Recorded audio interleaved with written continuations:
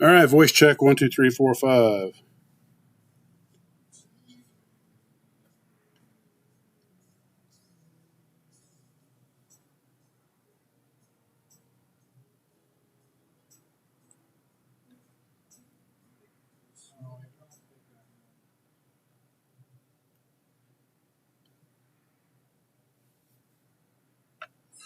All right, voice check 1, 2, 3, 4, 5. No, 22-second delay. All right, well, that's what it is. We have 13 people with us so far. Already? Mm-hmm. Well, I had announced that it was going to start and set a thing up earlier today.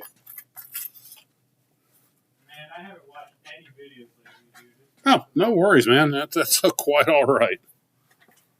Gonna let it slide this time. Ooh. Let's see if can you. Oh, you know what? I'm gonna track it on your phone. You got YouTube on your phone? You do. Yeah. Well, actually, I'll look it up on my phone. Yeah, I got it right here. If this phone doesn't have the YouTube app on, well, let me see. This one does.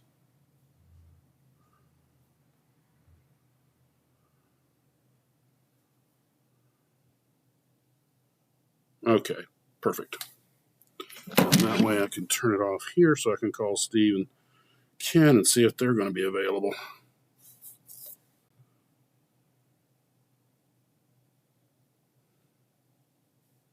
I'll just text them real quick. I talked to Steve the other day.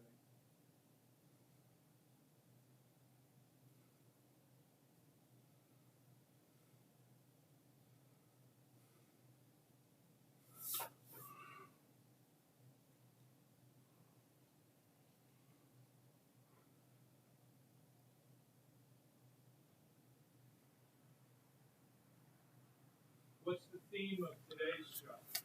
Well, Christmas, the holidays, and models, and something that just popped up, just happened, which was perfect. I wasn't really sure what I was going to talk about. I got a few things on the iPad, but something just happened that I'll talk about when we get going that was perfect. How models save the holidays.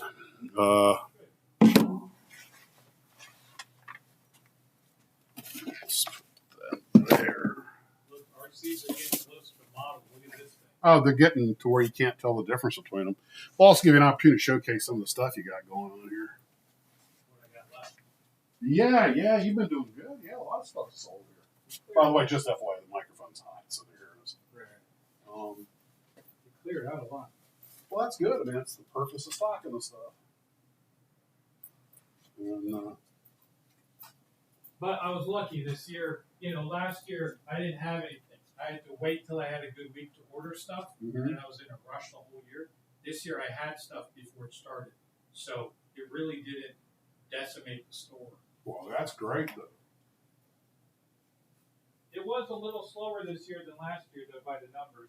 No, bummer. Good enough. I'll be here.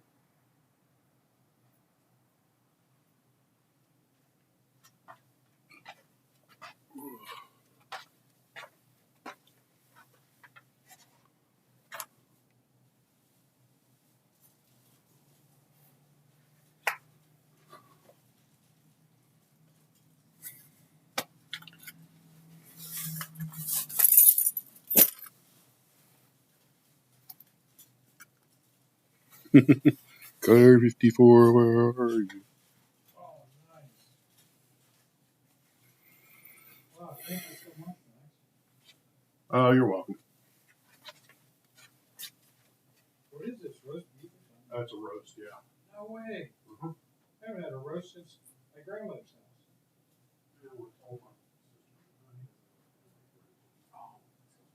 Awesome.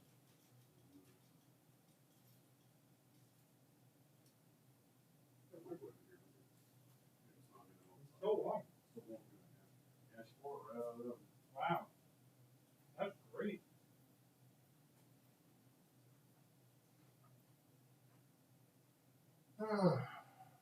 Did Brett make all of these or just some of them? Brett made the Chinook, the big planes. And I'm not sure. The German guy made that one. Paul made that one.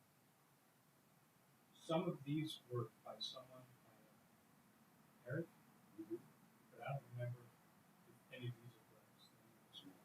But for sure, that one. And then the B-38 and then the same. And then the very first one, I think, was that the F-117. Yeah, I remember that one. You already showed that.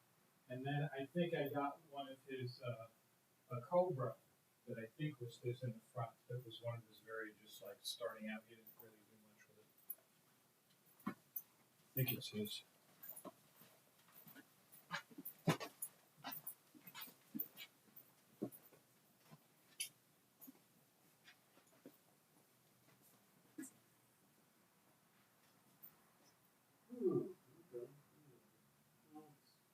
I got a good joke.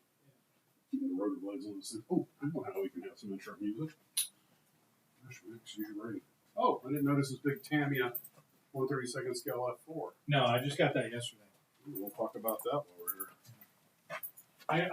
Brett told me to get in more big things, and I didn't realize there's a lot of people asking for bigger Yeah. stuff because it's easier to work on. That is correct.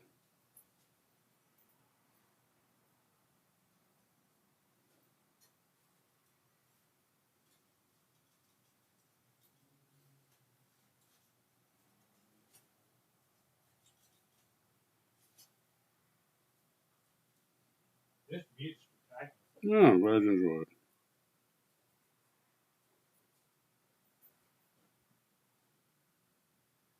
Okay, the app's almost downloaded on here. Well, I got it on this one, so. God. Freaking commercials. Yeah, but I'm saying this connects to the speakers. Testing 1, 2. Yeah, it's working.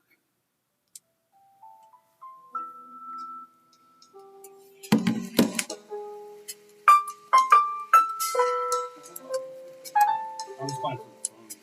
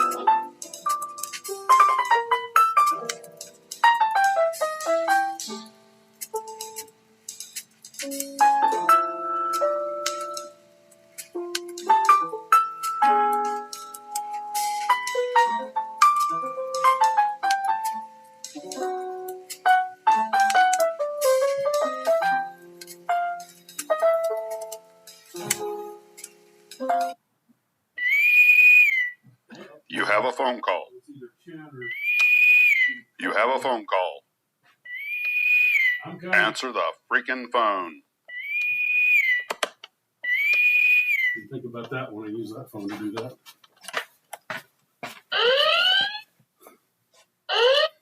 Hey, you gonna be with us for the Christmas live stream?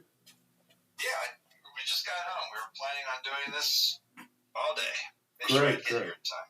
Ah, excellent, excellent. Okay, I'll call you back in about 10 minutes. You're the ins? Yes.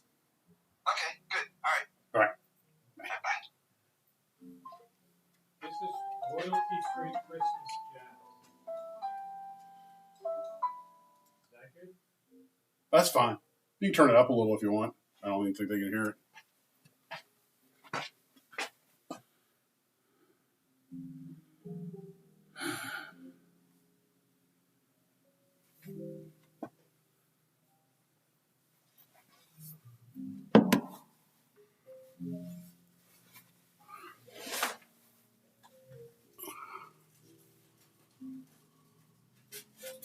makes me feel like going to New York and going shopping.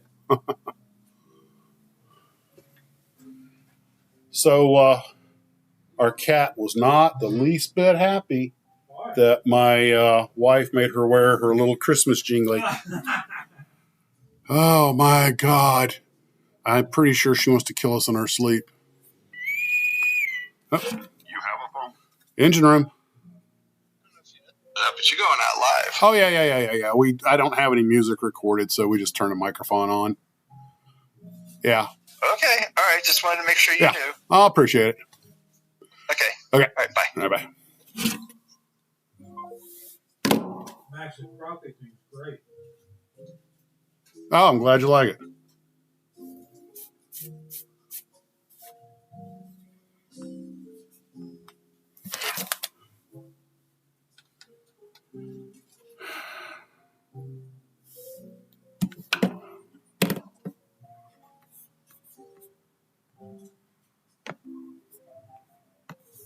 I mean, my cat really does have, death in her eyes in this picture. She's like,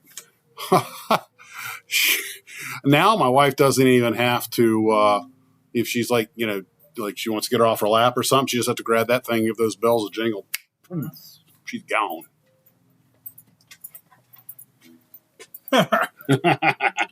Wow. I have where's my phone at? Right there. That's where all the comments are at. Oh, we're going to watch comments in here. I'm going to show you mine. That way I can talk to Ken on this one. Oh, okay. Gotcha. That cat is ending the plot of humanity. No, absolutely. Oh man, she yeah, well that thing stayed on about a hot 30 seconds. Oh, really? It's so funny. I went to a Christmas party last year, and Kiko, my dog, Burley's my friend, and she has all these sweaters, and she had this Hanukkah sweater and put it on Kiko. And once Kiko had it on, she just like sat there like this and didn't move, and she's looking at me like, oh. And then she walked around, but she was walking like slow everywhere. It was super What funny. is this? What did I do something wrong? I don't understand the rules of this game, Mom. But I bet it's like, you know how they have those things where they calm pets, where they put like vests on them? I bet that's what it did. Like when it squeezes them, it makes them just like calm down and go slow or something. Well, that did not make Honey do anything other than be unhappy. Yeah. And she wasn't shy about telling us. That's hilarious looking. But until you wake up and it's right on your nose staring at you. Put this on your neck, human. I pooped in your shoes. Right.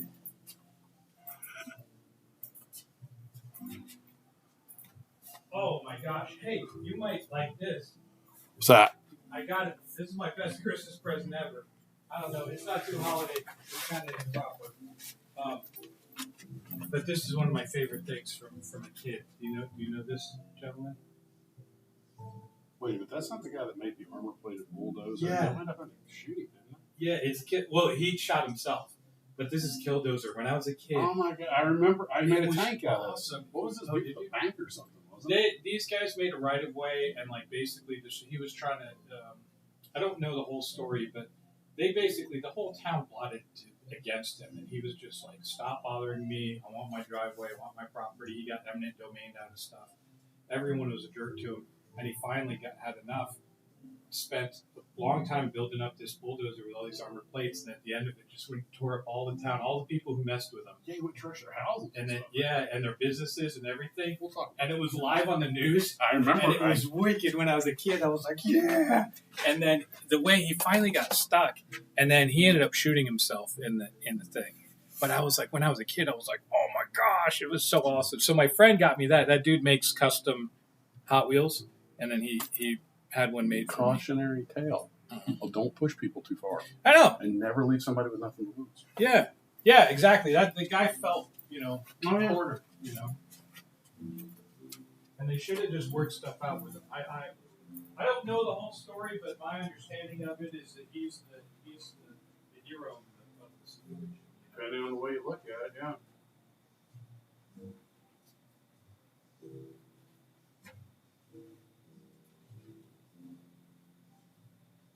Make a Killdozer. Just be nice. Is there a movie? You never saw Killdozer? No. We'll talk about that. Yeah. like some kind of mysterious spirit occupies cat. Oh. What was that before or after that? No. Oh, so that's what. It was kind of like it. Yeah, I love that. That's what I was going to ask you about, like the goblin semi. Oh, yeah. Green goblin semi. Did anyone make it a green goblin semi? But I know they probably not do it. But a lot of times you figure these things are a little too obscure to that mold. Yeah, yeah. But the all the cars, I thought they should make all the cars from Death Race 2000. Absolutely full. The Corvette with the laser. The original, I didn't know that. Oh, David Carradine. Yeah. Sylvester Stallone. Yeah, that movie. That's the original, right? Yeah. So bad. Damn. When I was a kid, I was like, Well, "Whoa." I've seen it advertised. I remember watching it. Well, it's made for hard audience.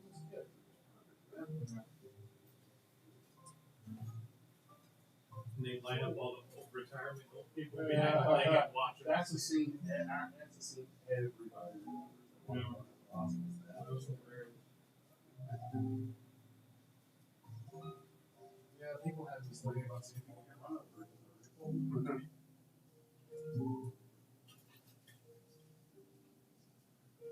This is so much better than ham. Oh yeah. This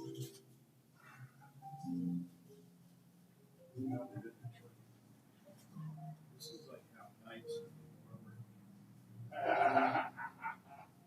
I'm gonna say this. I'm gonna go ahead and kick off the live stream. Should I turn down the music? I don't think it's loud enough to matter. If it's a problem, folks will tell us. Oh no, there's commercials in That's okay. You can turn it down then. All right. Let's get this puppy rolling here. What do we got here? About 58. Not bad for a Christmassy day. The wife. Okay, start. Okay.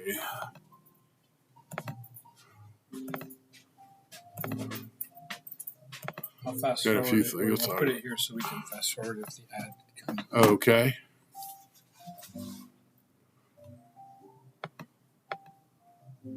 Okay, it looks like the video capture device froze, so I will clear that. Remove. Yes.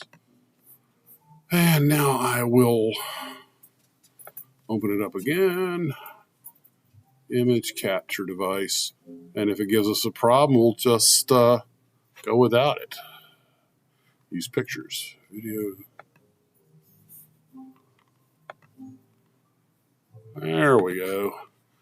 All righty. Well, hello, Glue Troopers, and welcome to this special Christmas edition of the Maxsmodels live stream. And live from our alternate site at Hurricane Hobbies in Jacksonville, Florida.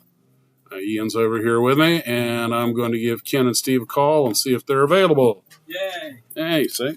There's Ian. Yeah, I'll move here. All right. Oops, that's the wrong number. There we go.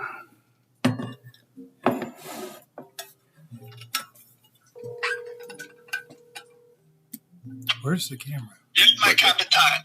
Hey, there you are. Let's see if we can get Steve online without disconnecting. And contacts. Hey, Ian. Hello. The first question Ian asked, were you going to be here? I was like, nah. Can't place call on hold. Okay, let's stay. Ken, are you still there? Hi, Daniel. Okay, my phone's doing this again. Thing to you. Add call. Contacts. There's Steve.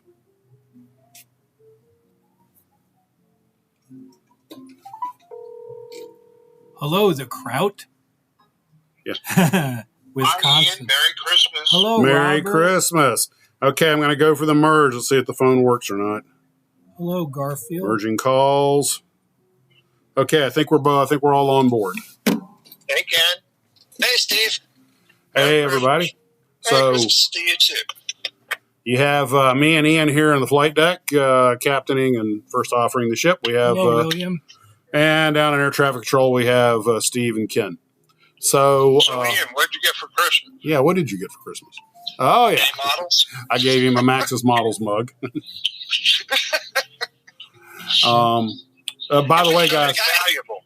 Yeah. What do you give a guy who owns a hobby shop? Yeah, really. I did get a present. I think Max is going to show it off later. I did get a really cool present. He did. But we'll save that. We'll save that for later. So something kind of funny happened. I was like, I don't know what I'm going to talk about. I've got a few things on the computer I downloaded. And then something happened that just, you can't make this stuff up kind of thing. Let me move this over here. Let me just get this. There's the logo. I see Max went to no expense for Ian's Christmas present.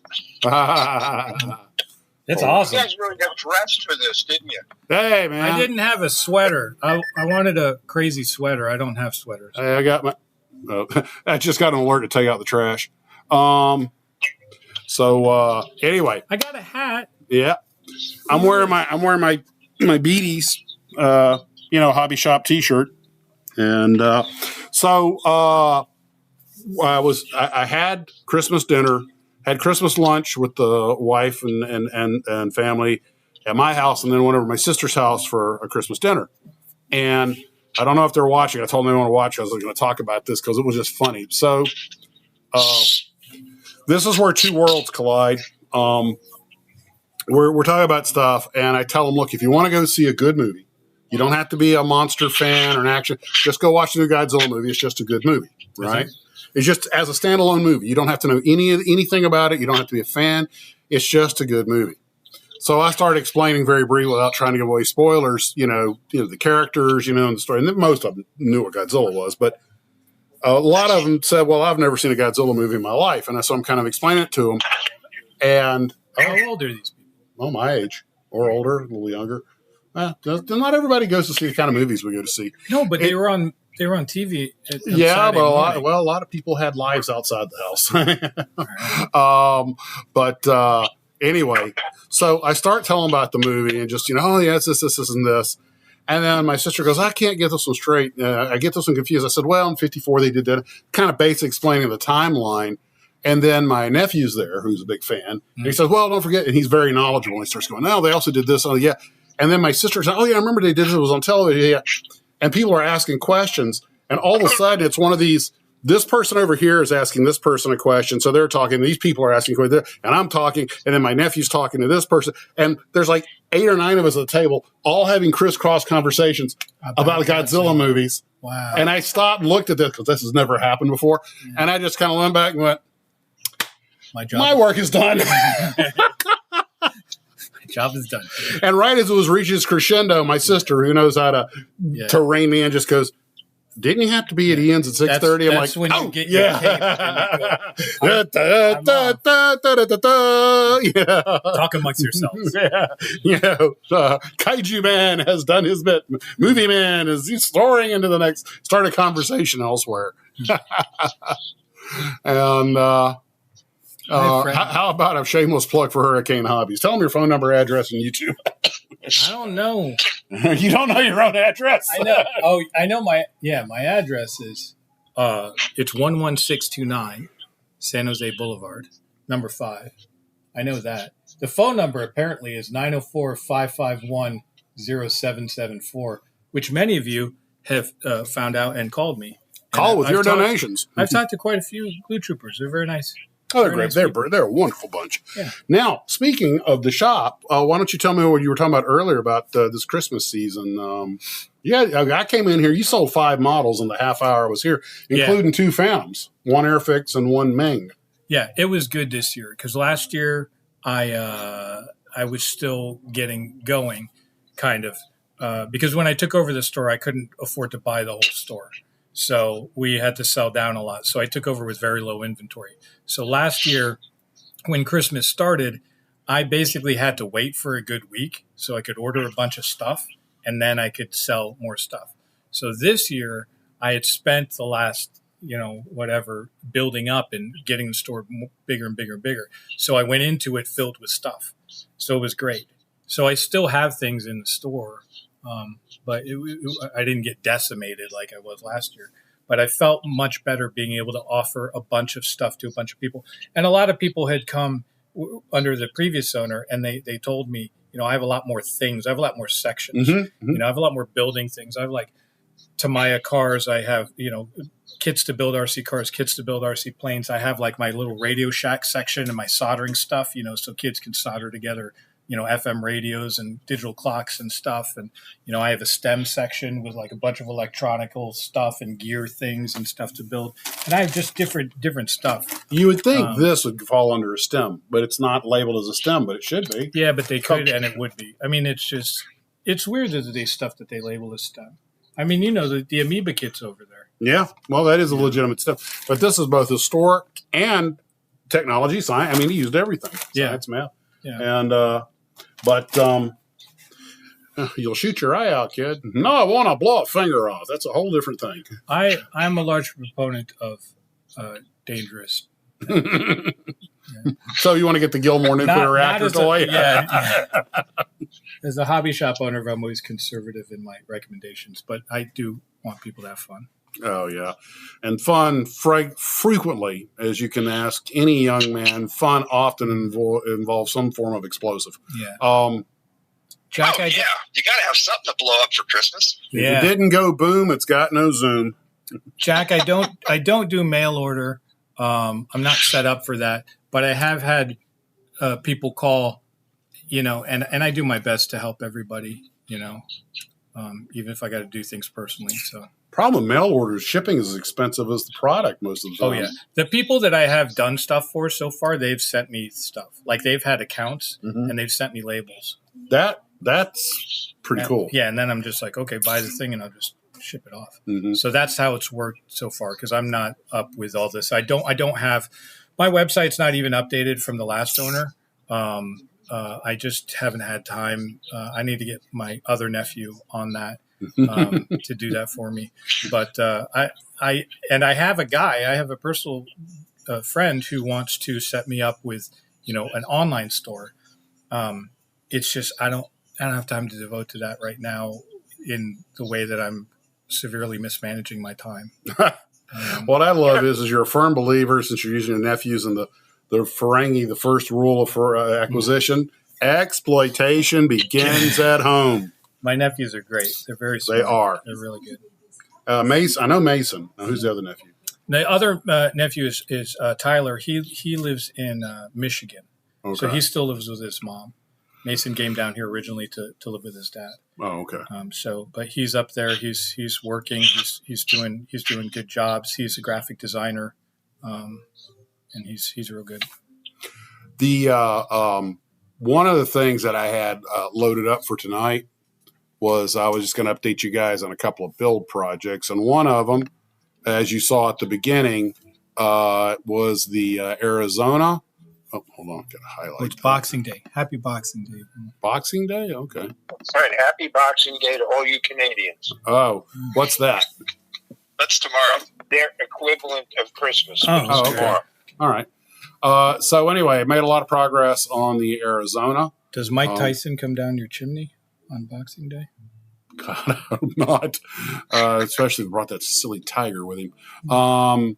But made a lot of progress on the Arizona today. And by the way, tomorrow, actually at midnight tonight, I go on voluntary reserve. I had a nice 5-day trip. I hope they're going to call me for, but it disappeared, so somebody picked it up.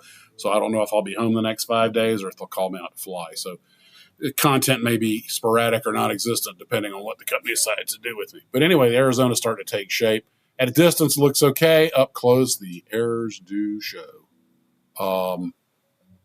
Boxing Day, New Zealand. Oh, okay. Also, hold on, let me move this down.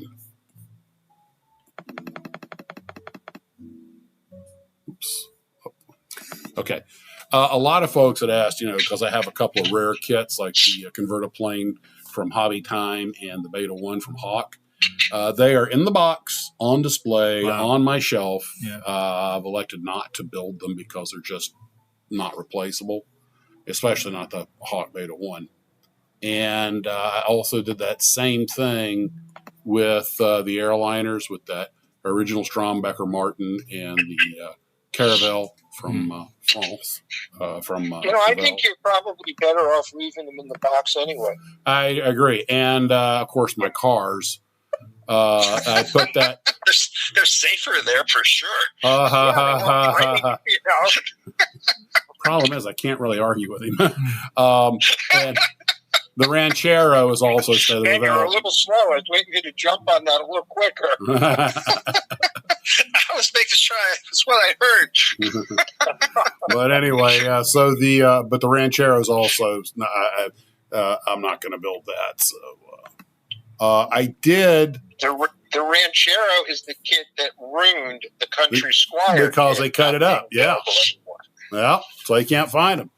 And I pretty much they modified the mold to make the Ranchero. Yeah, I hate it when they cut up a mold to do that. Yeah. And Kirk, I got the Kirk basically done today. Still got to touch up the phaser. I actually took some pictures, but they're on my phone of him standing upright on his base. And I learned it can't be the same kit model guy who did the original Spock, which I think came out first. Because Spock was actually made of vinyl. Kirk's really more made out of a resin and is less pliable. But also, when I stood him up, he's taller than Spock, and Bill Shatner's not taller than a Nimoy. Yeah, no kidding. So I think it was somebody else cut it. But in fact, you know what? That's interesting. Yeah, let me see if I can. Probably depended upon how big the box were they wanted to make for it. Well, I'm going to try something silly here. I'm going to try and just show you guys my cell phone. Let me hold on. This way. Yeah, let me take that down. But you can see on the shelf that Kirk is actually taller than Spock, which is not the case. Maybe that was in Shatner's contract. Yeah. That was a writer. But I did get him finished today, and I have really, and I am completely in awe. I wanted to show. I'm going to post this when I take pictures for the next viewers build. But my wife painted the face and the head. Is that not amazing? It looks like a shot from a movie. It's incredible. I mean, her it looks skills, even better in in real life looking at the picture. And she just did a phenomenal job. That's amazing. Does she do that technique with light layers over light layers? Yeah, it takes her a while to do this, yes, and she uses pastels and pencils. My gosh, wow, and that's incredible. That is the model. That's not a picture. That's the actual model. It looks like box art, and it's way better than the one that's in the actual box photograph. Wow, but I mean, I can just see Bill Shatner right now saying, "You did what with my contract?" Right. But anyway. Hey, Ian? Yeah. You remember what we were talking about? Yeah, we're ready? Oh. Yeah. Let's go ahead. Oh, okay. Oh, something else going on I don't know about. A surprise! There's a lot of things going on you don't know about. Oh, okay. Well, globally speaking, I'm sure that's true, but heck, even locally speaking. Okay. Well, we have been planning this for some time, and you almost ruined it. I almost ruined it? Almost ruined it. Yeah. But Ian came in and saved the day. Thank you very much, Ian. We're greatly appreciative of your effort. I couldn't get exactly the thing because I couldn't get the kit that you guys were talking about, but I got the old kit. And well, here's a surprise. Oh, open the thing first. I didn't have enough wrapping paper, so I had to wrap it from 2 presents that I got. So it's because that's how we roll at Max's Models. Yeah, There you go. it's two different sides of wrapping paper. Oh, perfect. Okay. It's. I wanted to shin him because And I'm going to still buy, if you go, I'm still going to buy the one with the Godzilla box. Yeah, I'll art. get that. I just couldn't get by Christmas. But Monica my wife wanted one of these after we saw the movie. She wanted one of these for the collection. So that goes right to the very top of the build pecking order. It goes in front of even stuff that's underway. And how do you think I found out what you wanted? Yeah, it's older. It's got old. Look at that. We were all in on this. Thank you, guys. Who says conspiracies are bad things? There's the old Tamiya glue tube. We'd have them bundle it with the Godzilla kit, but you didn't have one of those. And it's still in the plastic. That's cool.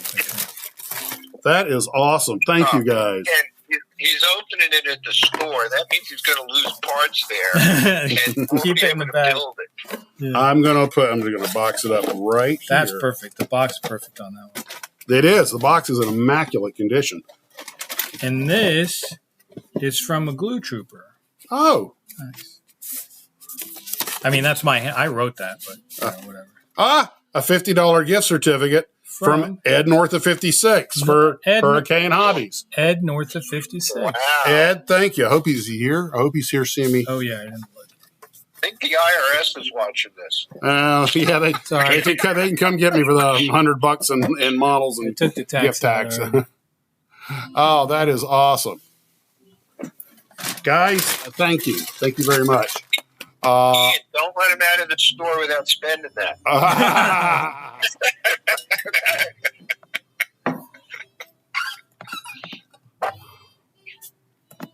Yeah, Thank you very much, Ian. I had a very it was fun. I talked to Ken and Steve, and I was very nice talking with Ed North of 56. He's a cool guy. Thank you, Ed. I appreciate that a lot. I had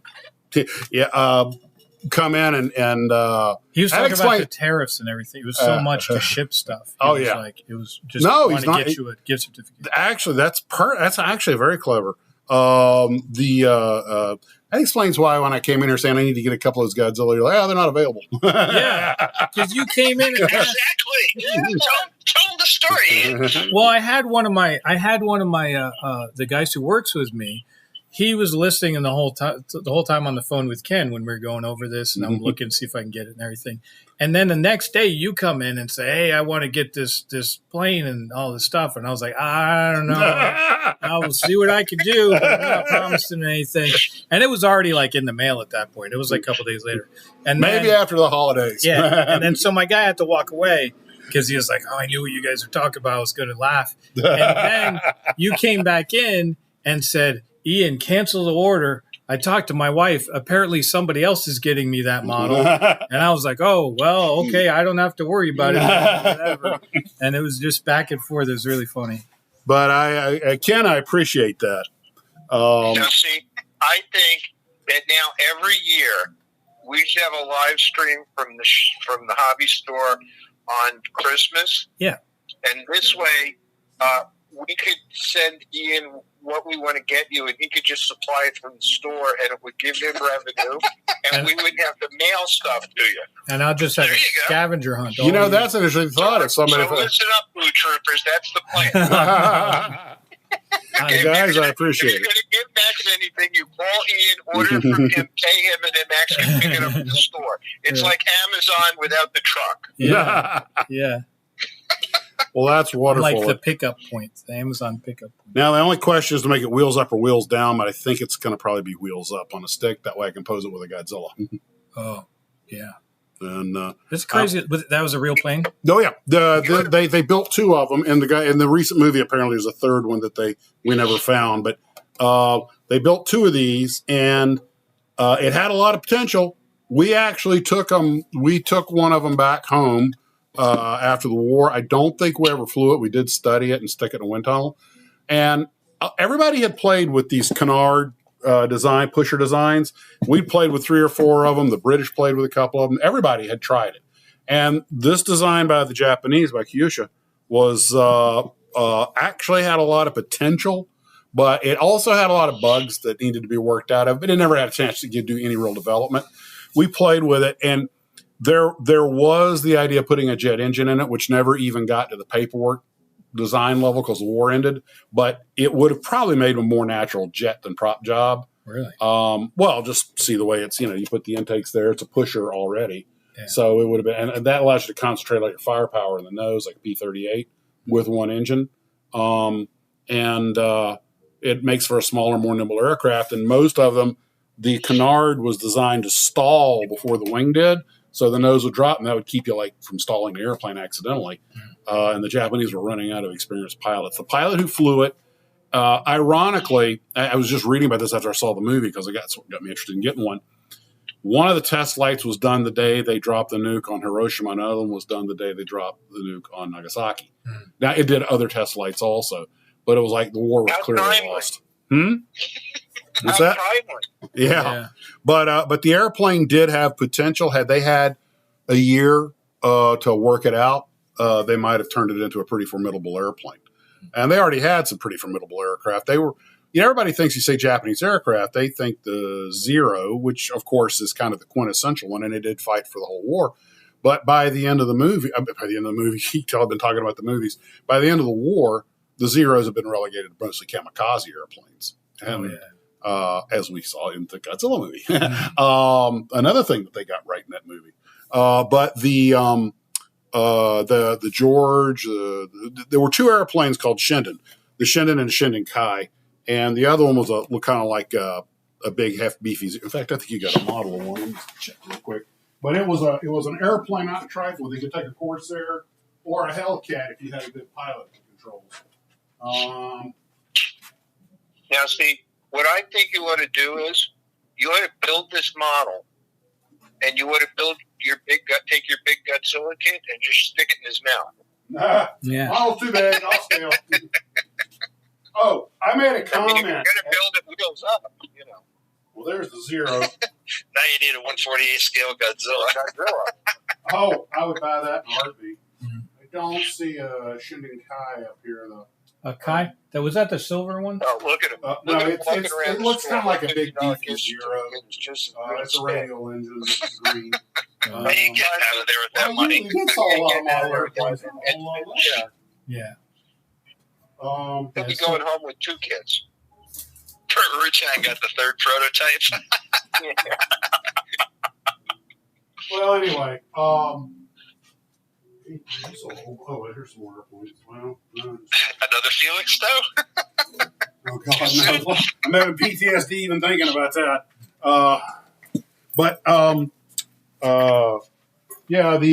We called it the George, and they also had the Raiden and a few others.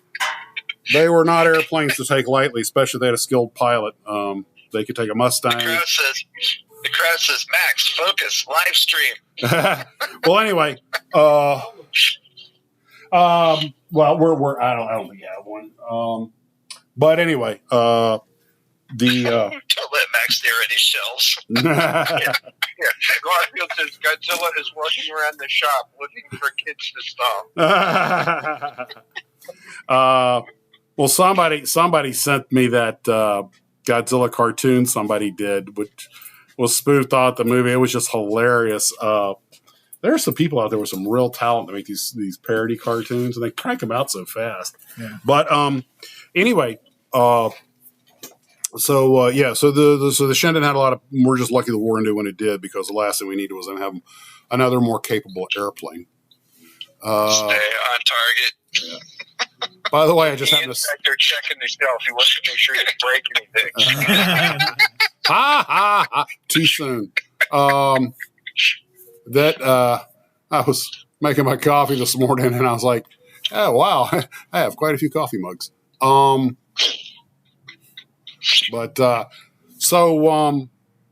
do this wheels up and put a spinny prop on the back of it, and then I'll make sure that that I can mount it in such a way that somehow I'm going to figure out a way to put it on the Godzilla shelf.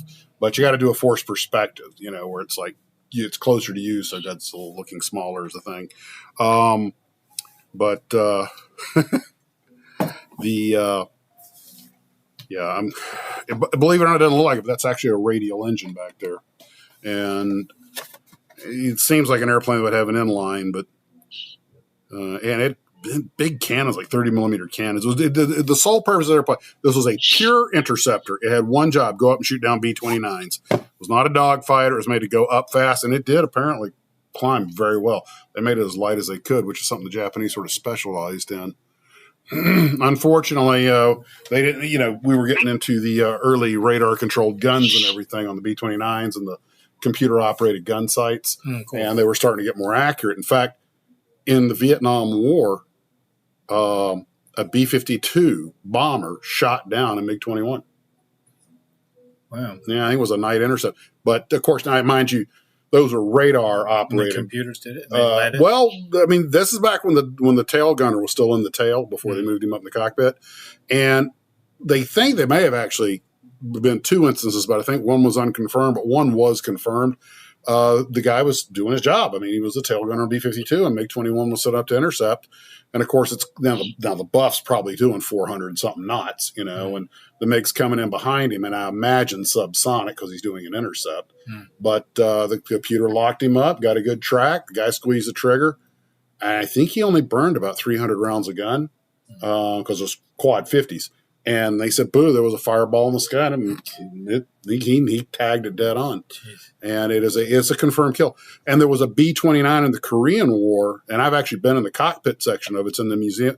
The cockpit and front half of the fuselage are in the Museum of the United States Air Force. I think it was called Lucky Charm, and it was an ace bomber. It had shot down 5 enemy aircraft during the course of the Korean War. Wow, cool. I don't know if they were MiGs or prop jobs, but it got 5 of them confirmed and survived the war. And so you're talking about a bomber that technically it's a crew thing, but awesome. Well, B-17s and B-24 Liberators shot down more ME-109s and Focke-Wulfs than all other platforms combined. Of course, you're talking about interlocking fire. And this especially after LeMay had them start flying the really tight box that concentrated their firepower. And the German pilots said that diving on a tightly packed American bomber squadron was because every time we closed our canopies to intercept, we felt like we were shutting the lids on our coffins because they were just by the number of guns that were throwing lead in the air, you had a real good chance of getting clipped by something. And you put 9 of them in a box, and each one of them's got 10 or 12 guns on it. And no matter what angle you attack from, you're going to have at least 8, 12 guns pointing at you. Somebody's going to get lucky just by the odds. Yeah. And I think I remember reading a statistic that for every bomber the Germans got, we got 2 of theirs. I don't know. Could be. Of course, we lost a lot of bombers to flak. Flak probably claimed more of them than anything, but I really don't know. That's like I was listening to Chieftain. We're talking about tanks, and for some reason, the Sherman has found new life on the internet. I'm seeing a lot of new Sherman tank videos pop up. And Sherman's very popular here. Oh, yeah. Well, it's America's tank. And there's an argument to be made why it's the best tank of the war. Not that it was the most advanced or anything, just because there were so many of them. They were reliable. They were adequate to do the job. Far more reliable than pretty much anything anybody else had. And they were everywhere. The Sherman and the Matilda, too, are the only 2 tanks that were in every theater of the war, the Pacific, Russia, the Europe, everywhere. And because the Brits gave a bunch of Matildas to the Russians, so they used them also. And but the Sherman, apparently the Chieftain has done several really good videos on Nick Moran, the Chieftain's Hatch. He is a professional tanker. He's still a lieutenant colonel in reserves. And armor guy, and he goes all over the world going to these tank museums to do his videos. And he's sponsored by World of Tanks, and he's actually kind of their chief go-to guy. And he's originally Irish, I believe. So he was in the Irish Army before he came to the U.S. became a citizen. Anyway, point being that he did a really good thing on the Sherman. And when you listen, it's about an hour and a half long. But when you listen to it, you start to understand nothing on the Sherman was by accident. Everything, and yeah, they made a few mistakes. The track should have been wider and a couple other things. But you start to realize it's a lot better tank than it gets credit for. And there are a lot of myths about it. But it had the most important quality of any weapon system, from the spear and the rock to the nuclear missile. And that is, it was there. You could get it to the battlefield. I don't care how good your tank is or your plane. If you can't get it to where the shooter's at, you might as well stay at home. But the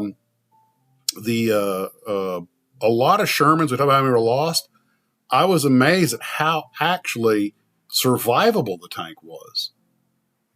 It had one of the lowest loss rates of any tank when they got caught, or not, because it had 4 hatches for 5 crew members, including additionally a belly hatch.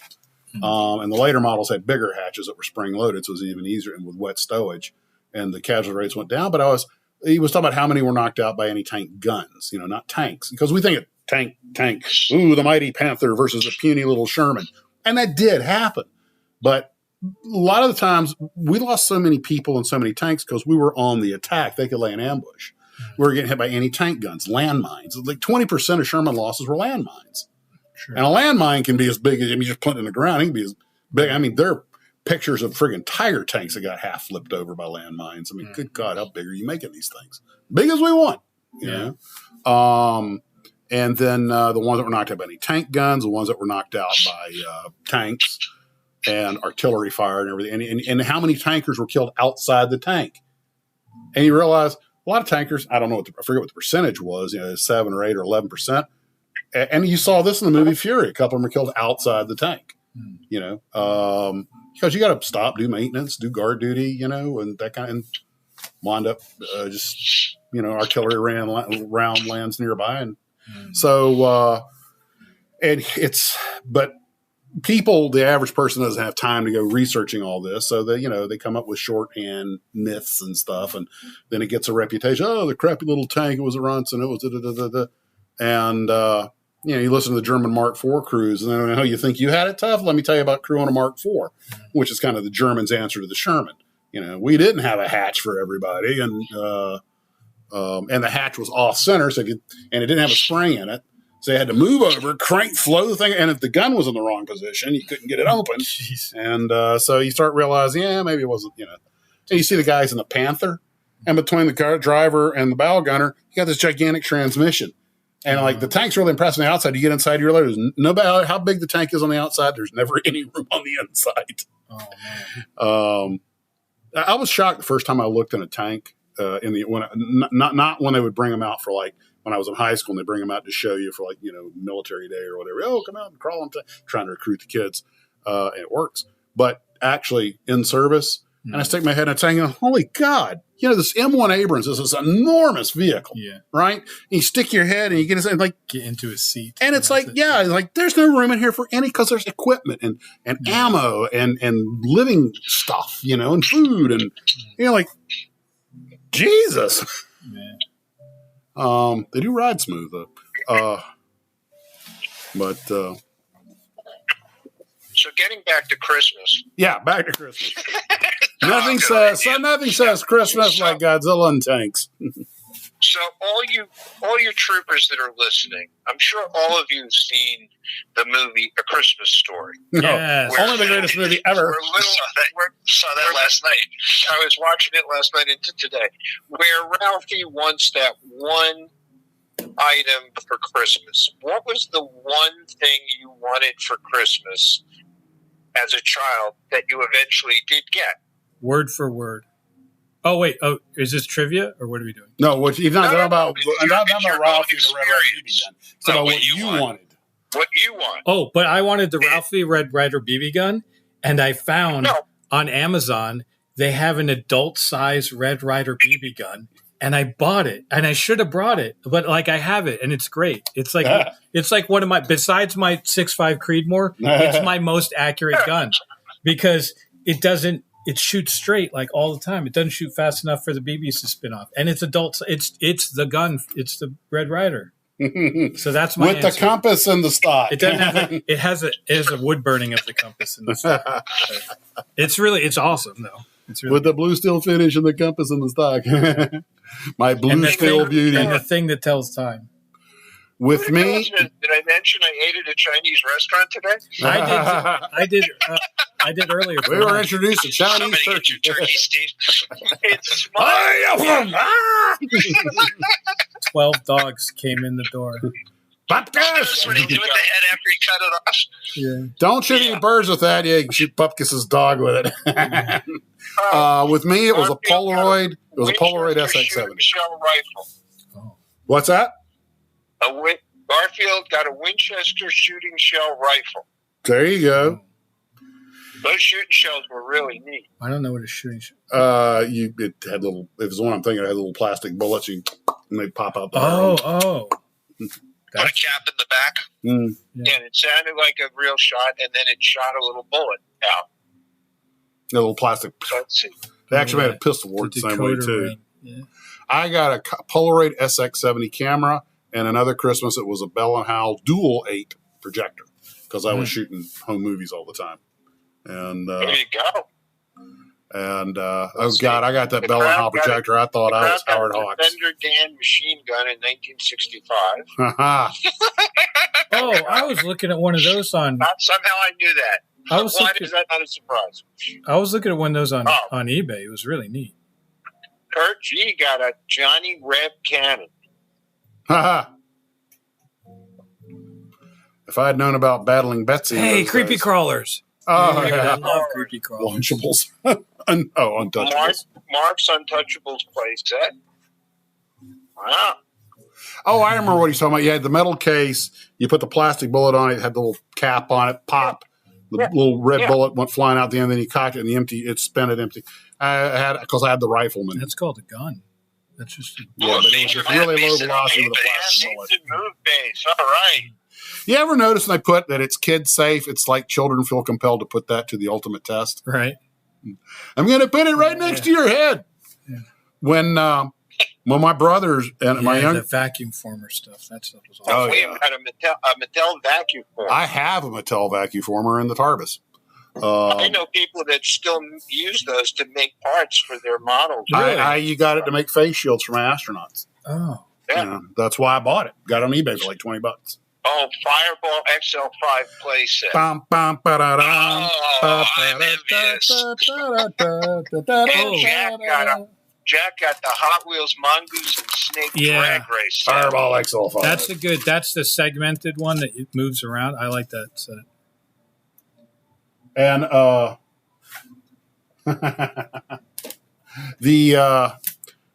remember I wanted the Cox Stuka. And I got it. And that's how I learned to fiberglass. My dad, because we wrecked it so many times, my dad kept fiberglassing the wings back on.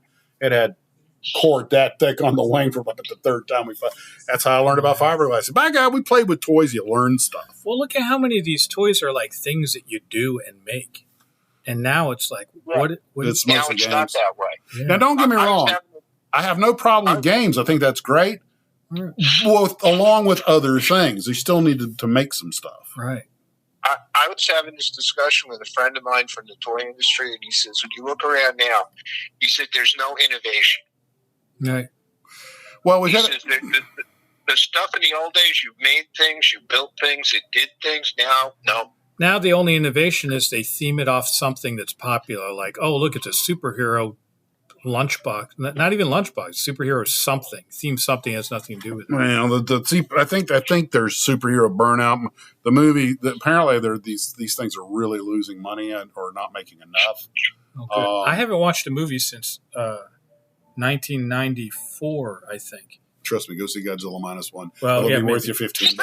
Hey, we went to the matinee. It was like $5.50. Right. Yeah. And we were down at Durbin Park. And no, it's not a money thing. It's just since 1994, every movie that's come out has either been a remake, a sequel, or a superhero movie. Well, this is both a remake. This is a remake, I'll admit, but it's a remake the way remakes, and it's really, really in the spirit of the original. But of course, you got to remember it's made by the Japanese. If anybody understands the spirit of the big lizard movies, it's the Japanese. Before they totally trash their own franchise by making it for kids. Right. But Ken, you never told me that Max has stock in Toho. Toho has put out their share of junk, but it's gotten to the point when I see that prism colored Toho label, if the next sound isn't, I'm like, I don't want to see it. I think probably why a lot of older toys are popular and in some cases really expensive is because as kids we never got them and we wanted them. Yeah. And now that we're older and it's available and we have the money, we decide, okay, now we're going to go and satisfy that itch we could never scratch. And that's the argument you use with Debbie, huh? Every time. That's why I got that Red Ryder BB gun. That's why I bought my first Harley, was because I couldn't have a motorcycle as a kid.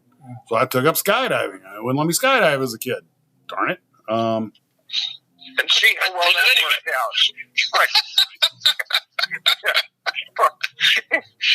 That had life-altering consequences, didn't it, Max? Yes, Kim, but I don't know if they were for better or for worse. Remember, if I had gone to military flight school, I might be carcass may be hanging upside down in a tree in the jungle somewhere. That was cool. Somebody's parents got him a little organ. Oh, cool. I wanted a guitar, and I got one. That's a good thing. And unfortunately, I was the typical kid that wanted a guitar because, all the cool kids play guitar. Got it. Got the Mel Bay book on how to play guitar. Learned about 6 chord, practiced for about 2 weeks, and went in the closet. Yeah.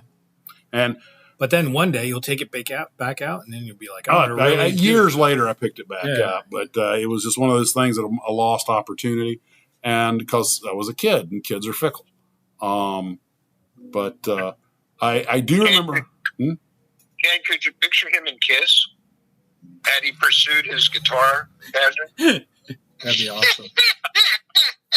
Yeah, there's no way I could do the song Christine 16. My mom's name was Christine. Like, nah, guys, too much creep factor there. Yeah. Sorry, not doing it. See, Max just dressed up in Kiss makeup. Yeah, that would be. Yeah, I don't know if that would be scary or interesting. I'm not sure which.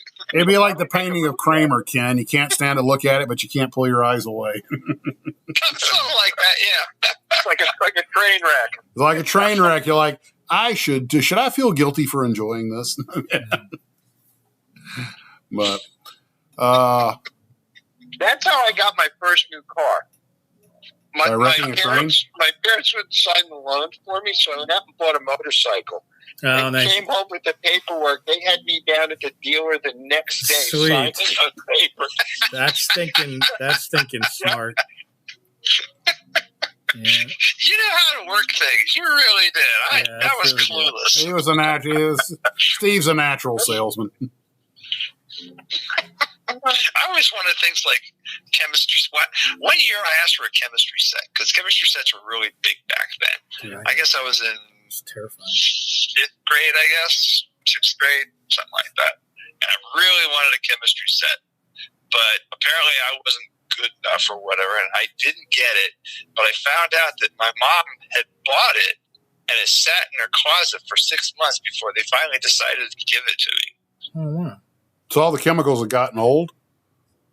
Well, one of the bottles had leaked. Yeah, the thing wasn't quite on there all the way. I had a chemistry set, and the sulfur expanded in the bottle, and it broke the bottle in the chemistry set.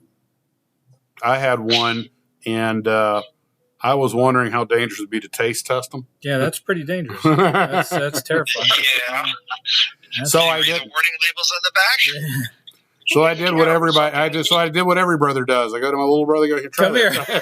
Come here. Taste this. That's the thing. Like, you couldn't have a chemistry set today, could you? Like that probably not. That couldn't happen. Oh, heck no. Heck no. The liability on something like that would be enormous. Well, one thing my brother and I did do is that we learned that they made bulletproof windshields out of Lexan. Right. All right. Okay. And somehow we come across about a 1/2-inch thick piece of Lexan. Right. Okay. You're safe up until now. Okay. Go ahead, keep going. Don't worry. Even we weren't stupid enough to right. But we were like, hey, this stuff can stop a bullet. That means it could also stop a club. And it shows a demonstration of like hit a windshield, Lexan, what happened? It goes, here, hold this against your chest and let me hit it with a hammer and see what happened.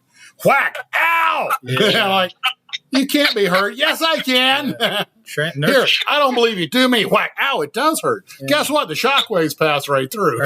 Inertia still works. Yeah, and this is how we learned about science. Right.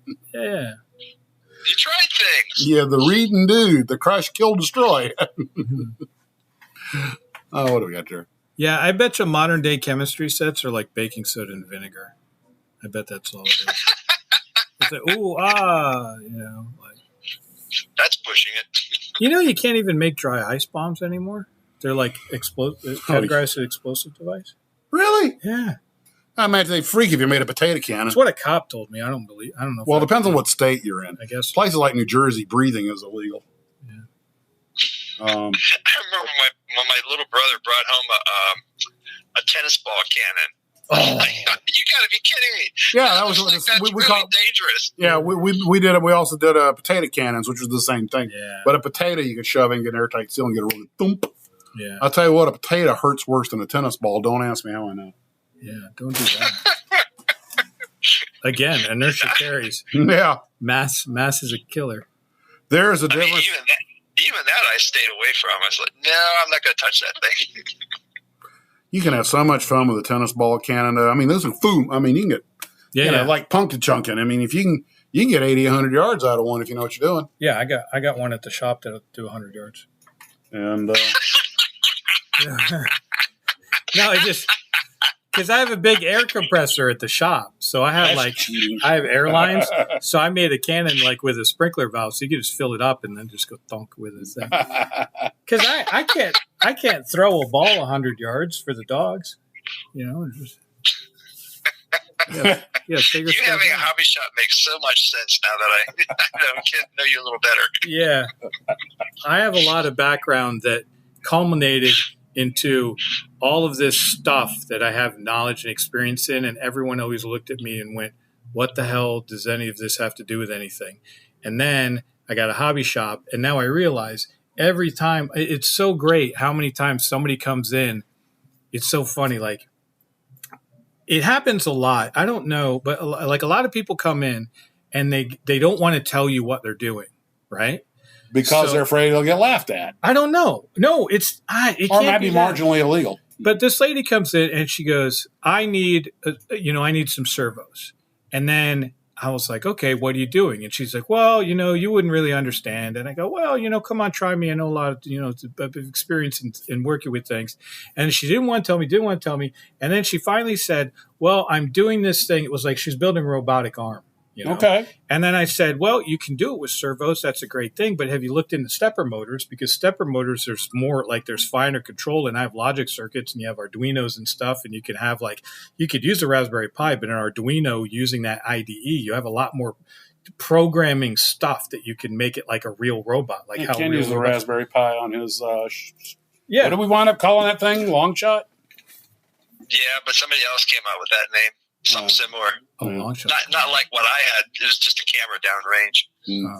But anyway, if people just tell me what they're doing, because by the end of it, she was like, "Oh, this is great," and I had like half the stuff or more than half the stuff here on the shelves, and it's like I have all this knowledge of like hydraulics, pneumatics, electrics, electronics, cars. So that's your other business is hydraulics, right? I used to do hydraulics. Oh, you don't do it? But what's the other business? It's now it's just car stuff. Oh, okay. But I mean, it's like all of that stuff you have to know about all the other stuff because it's all working together. Right. So basically, my dream job was either a Top Gear presenter, which that's out of the question. Or you're kind of doing that now. Yeah. Or hobby shop owner. But like when I took over the hobby shop, my friends were like, for years we tried to think of a thing that would be good for you to do. And nobody, including me, I never even thought about it. Even when I was working here part-time, I never thought, if I owned a hobby shop, that'd be pretty much perfect. And then now I own the hobby shop and I'm like, this is pretty much perfect. I mean, I've been going, like a year, 8 months, 25 days. And I still like coming into work every day. Like, it's great. There's always something great every day. And I enjoy it. It's cool. And everybody's glad to have you here, too. Yeah, I think so. I just try. Ian, moving forward, because we're coming upon the new year, 2024 is coming up, I think you should get one of those life-size cardboard cutouts of Max. Yeah. And have a little thing where his hands are out, and you put a kit in there that's the featured kit of the month, recommended by Max of Max's Hobbies. That would be awesome. I did have for a while. I had the infamous red bus, the Airfix kit, the quick build, and I had a big sunburst. There was a sunburst sticker on it, and it said like it said something like Max of Max's models approved, and it said, and I said see YouTube for instructional for video. assembly tutorial. No, for assembly and disassembly. In under an hour. Yeah, that was funny. You too can spend an hour building this and return it to kit form in 3.5 seconds. Or the shortcut, read the chat and see everyone. Night, going, Trey. It goes in the back. Trey's got to go. Bye, Trey. Good night, Trey. Good night, Trey. You don't want to scare the children. Yeah, that's what I always wonder. Are you trying to scare the kids? That would be hilarious. Max? Max? Yes. Tell your nephew that his shirt got rave reviews from my friends. Oh, What was the shirt? they sent me a shirt that said, "What does not kill me better start effing running." Yeah. I didn't show. The picture I used, I was holding the phaser. I did not show everybody. Oops. Yes. That version of the photo. Oh, sweet. Is that a bear's leg? No, that's an M1A. That's my other. What does not kill me better start effing running. Oh, yeah. And that's a Vaquero sticking out my belt. I didn't want to get a visit from the ATF or somebody or a nosy neighbor. I was going to go out with a Mustang and then post a bunch of photos. I was like, all I need is some neighbor to come out and see that and start calling the cops. I hear you, Daniel. I'll see what I can do this year. I want to show everybody this that you just saw. You look like a skinhead from an NRA wanted poster. Oh, my God. Oh, yeah. Now, talk about this. It doesn't. Max, I think the NRA is not going to ever call you as a spokesman. Why not?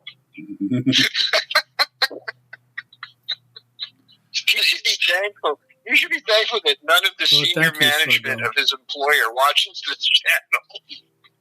Oh, trust me. Ooh, nice kid. I like. This is the 1/32 scale. And tell them what you were saying about 1/32 scale kits being more in demand now. Yeah, I started because Brett's been in here helping me quite a bit, and he talks to a lot of people. And there have been more people that are interested in the bigger kits because they're bigger. And how many gift certificates would that need to be purchased? 2.5. Is it two? 129. Yeah, $129. $129. Nice. But yeah, so I think that there's more. Well, I don't know. I've had more people lately asking for the bigger models, so I just started getting them in. I bet you it's a good kit. Bitch and box art. Probably too. falls together. Yeah, Yeah. I think that's a new. That's a new mold, I think. New mold? Well, I believe at least it was a newly in stock thing that I got. I don't know. He's also got the Ming F4 and 148. I had the Ming F4 and the F18, but I think all the F18 sold. Yeah, this is a Navy town, so. Oh, I got this. Can I leave too? Does someone have to man the No, we can run around and do whatever. And Ken and Steve can entertain them. I can also always put up a still picture while we're. I got these. These are the. What is he just wandering through the store aimlessly, or? Oh, okay. Does he have a purpose? Well, Is he looking for something specific? These are the new Tamiya sprue cutters. They're $40, $39.99, $40. They're not God's hands, but apparently they're considered to be just about as good and about $10 cheaper. So, sharp pointed side cutter. Max is shopping again. How much? $29? $39. I'm gonna build this. Well, you can get that with your gift certificate and have money left over for glue.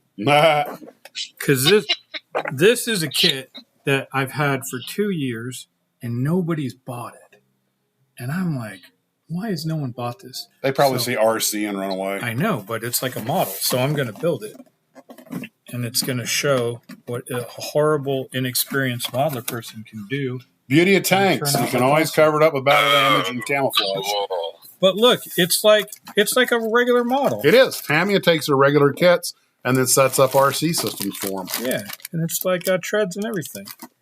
And then it's got, look at all the, it's got the motors and the little dealies and such. These tracks must pin And then together. it's got the radio system in here. Now, if you really want to go whole hog with it, you shell out for the metal tracks, which are sold separately, and they're pretty expensive. Okay, But well, one step at a time. but they give you the One step track at a time. sag and everything. Yeah, all right. Because they're real metal. But this will be sweet because I got so many modeler guys, Oh God! and then they can. You know, you get the electronics working. You know, Brett's going to take this thing and Yeah. finish building it for you. Yeah, He's going to make a showpiece out of it.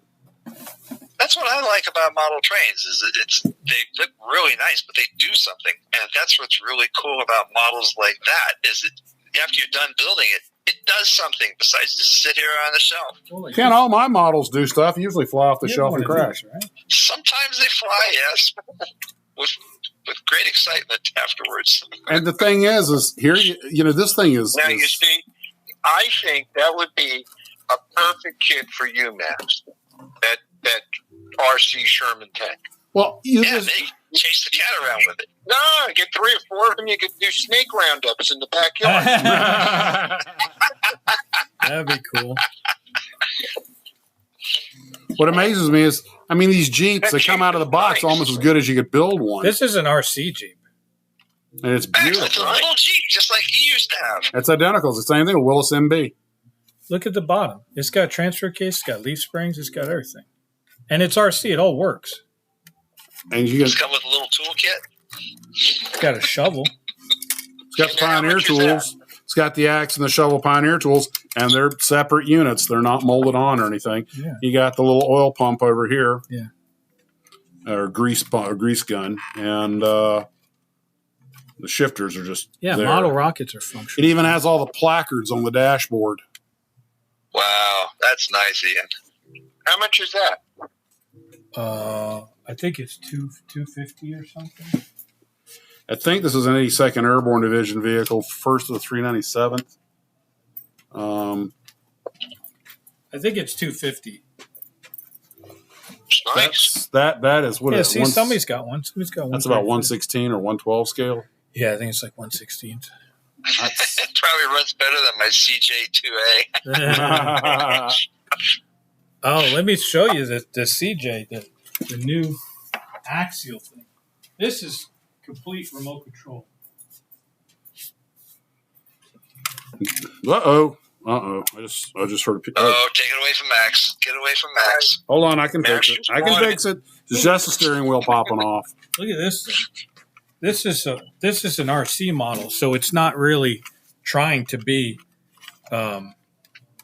model wise. I don't know what the words to say, but I Whoa. mean, look at the detail. Crap. What'd you do? The steering wheel popped off, Oh, and I put it back on. Oh, you and that already piece of broke plastic it. split. Seriously, I think I Max? Here's that $50 gift certificate. I'll get another steering wheel. But No, look, Max, you can't get in it and drive it. Well, it just became $179 radio control Jeep. where's my flashlight? That's awfully flimsy. Yeah, I'm sure it's the Jeep's fault. Hey, David, Oh, the steering wheel doesn't work. whenever I build an RC airplane, I never fly it the first time myself. I'd find somebody who's far more experienced and has no emotional attachment to the thing. Didn't help you last time. It's No, always survived. what's great? No, it didn't. The P-38. Well, after I get it, not always, but it's always survived the first flight from somebody else. But we I have thought that guy- The simulators. now. P-38 crashed. Your P-38 was the first one who flew it. That was the second flight that it became pretty much unfixable, but it did survive the first flight. It was resurrected, We have only to die again at a later date. only to die again. Oh well, but it was more fun. I tell you, I had so much fun building that thing and getting it to work. The fact that it crashed is like, okay, yeah, pain in the ass that it's crashed, but it was so much fun building it and getting it to work. Yeah. I with a lot of my RC stuff, I build it and then I make sure it works and I'm like, oh, that's good. And then I go on to the next thing. Yeah. There's a lot of, even with stuff like this, like, you know, there's a lot of people like that, you know. Well, the joys in the creation of making it work. Yeah. Once you make it work, it's like when we went to the moon. Okay, now what are we going to do next? You know. Right. Well, look at the interior of this thing. They can't see with the light and stuff, but it has like gear because shift his models levers. are not pilot proof. That's some very flimsy plastic. It was just, you know. Yeah. I'll get Break out the Gorilla Glue. I'll get another one. But see, like this is made for performance mostly. But even though it's 90% performance, they're putting more and more effort into these things looking like real stuff. You know, it's really cool. Oh, by the way, something we were talking about earlier. Do you guys remember the movie Killdozer? Yes. Oh no, Yeah. I never saw it. No. He never saw it. The made-for-TV movie about the possessed bulldozer that tries to kill the construction crew. Well, Ian has something here that I'll let you tell him. This is based on something that actually did happen. This is a Christmas present. One of my customers who works with me got me this, and it's like super thoughtful gift. Because I like Hot Wheels. I collect way too many Hot Wheels. But this is kind of like a fake Hot Wheels that someone makes. Like they put it together, and it's not real. But they package it like a Hot Wheels, and it's super cool. And this is Killdozer. But the real one, not the one from the movie. This is the real Killdozer. And it's over this way. And it was a D90 or what was it? It was a big old bulldozer. And the thing was, this guy was in the news. It was a real thing where he got screwed over in eminent domain by a bunch of people, and a lot of people were real mean to him in his town and everything. And then he finally got super fed up. I guess it was like a falling down kind of moment. And he took the bulldozer and leveled the town and all the people who had been messing with him and everything. And he destroyed the town in this armor-plated bulldozer. And when I was a kid, I like this guy already. Yeah, this guy was awesome. So when I was a kid, it was on the news, like it was live. Like I remember seeing it when it was happening. I was sitting there watching the TV as this bulldozer just decimated a town. And it was happening for real. And I was like, oh my God, this is the greatest thing I've ever seen in my life. And then at the end of it, he ended up getting stuck, and the cops kept shooting him and everything. Obviously couldn't do anything because it's like 1/2-inch steel, but he ended up killing himself in the bulldozer, which was a bad thing. But nobody else got hurt or anything. And he just destroyed people's homes and businesses that were just mean to him. So, does this one come with the corpse inside? Yeah, I don't know. I'm not. Well, this particular toy exists in superposition because the driver could be alive or dead. Yeah, it's a Schrodinger driver. But that's funny if his name was Schrodinger. No, what was his name? It's on the back, I think. John Hemeyer. Yeah, but this was a great. I remember this was like bigger than the OJ chase to me, like the thing on TV. You know? OJ wanted to chase. OJ that's what happens when a kid doesn't get a chemistry set. Yeah. But this thing is It's got a whole history on the back of this guy and what he did. Yeah. Yeah, it's the whole deal. Now, could you see a series in this? Of Destructotoys. Well, you'd have OJ's Bronco. Right. I thought Bonnie and Clyde's Death Car. I thought JFK's limo. Oh yeah. Right. We actually brought it up to the dude who made this. Not we, but like Wolf brought it up to him, and the guy said, "I've never thought of that. I've never thought of it." So we were like, "Yeah, we'll give you ideas. I mean, it'd be great." But this is a very nicely done model anyway, and it's made to look like a packaged Hot Wheel. It's obviously is that a not. one-off, or did he make a mold, or what? No, it's just a one-off, I think. Oh, I think. Vaughn says, yeah, I remember the story. If I remember, the police were trying to call on the Air Force to do a strike on the bulldozer because they couldn't stop the damn thing. Yeah. Well, there's the Marine that that stole the tank and went on a rampage in Southern California. He got caught on a median. But he tried to hurt people, though, didn't he? But the cops, when he got stuck on that median, the cops got in and shot him. They actually got the hatchet. I guarantee you that when Mattel finds out about this, there will be a plethora of lawyers descending on this guy. Oh, Good luck finding him. Oh, no. Yeah. We don't know who he is. I bought it from a guy on the street. I traveled to China, and he's probably not there anymore. So I don't know where I got from.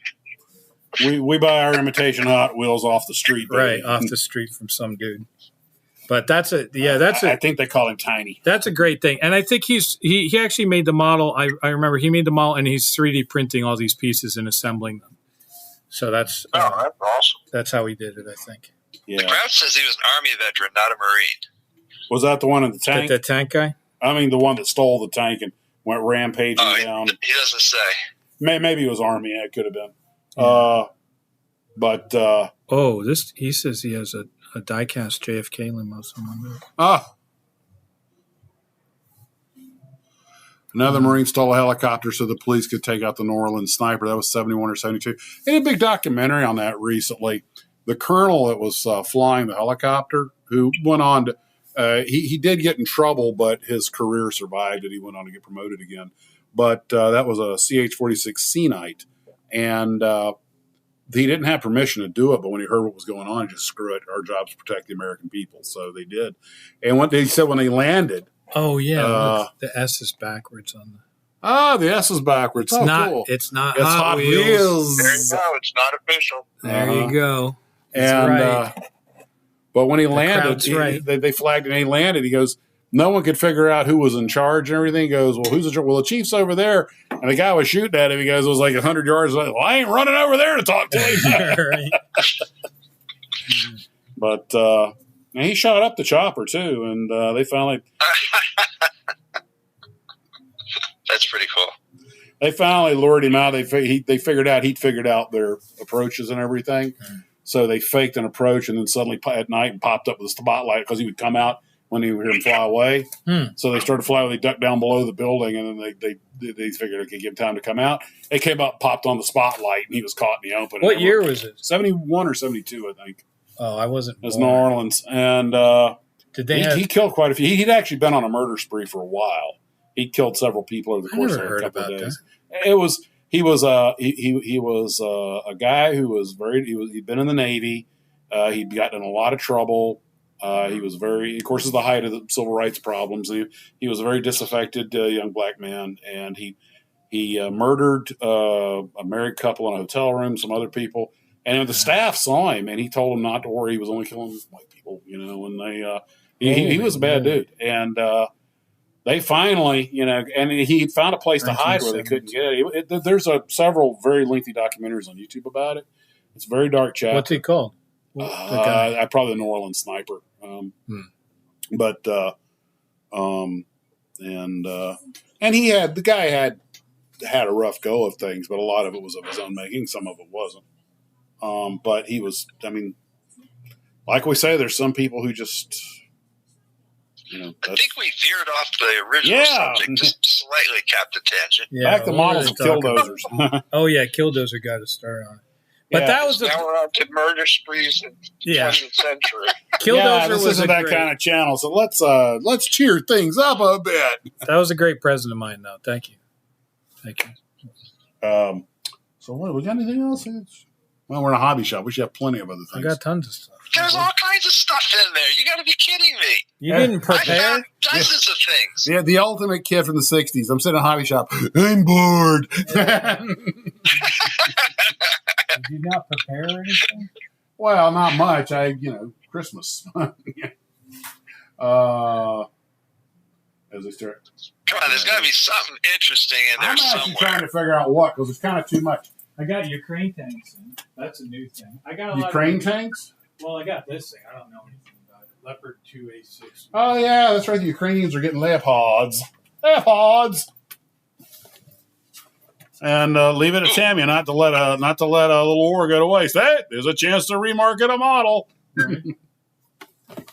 They're actually doing really well. By the way, I understand the Leopards are doing really well in the Ukraine also.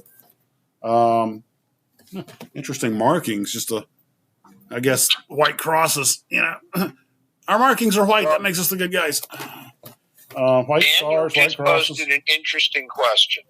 What was the best and worst Christmas model you ever received as a gift? The best and worst Christmas model.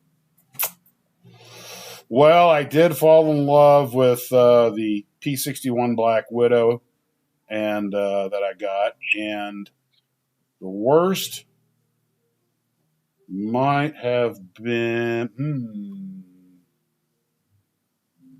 man, I got so many models, it's hard to keep them straight. Yeah, Good night, Barry. that P61 was a lot more detailed than I expected it to be. I think it was a new mold back then in the 70s. And Kevin said, show airbrushes. What do you got in the way of airbrushes? I just have a very basic kit that is not professional.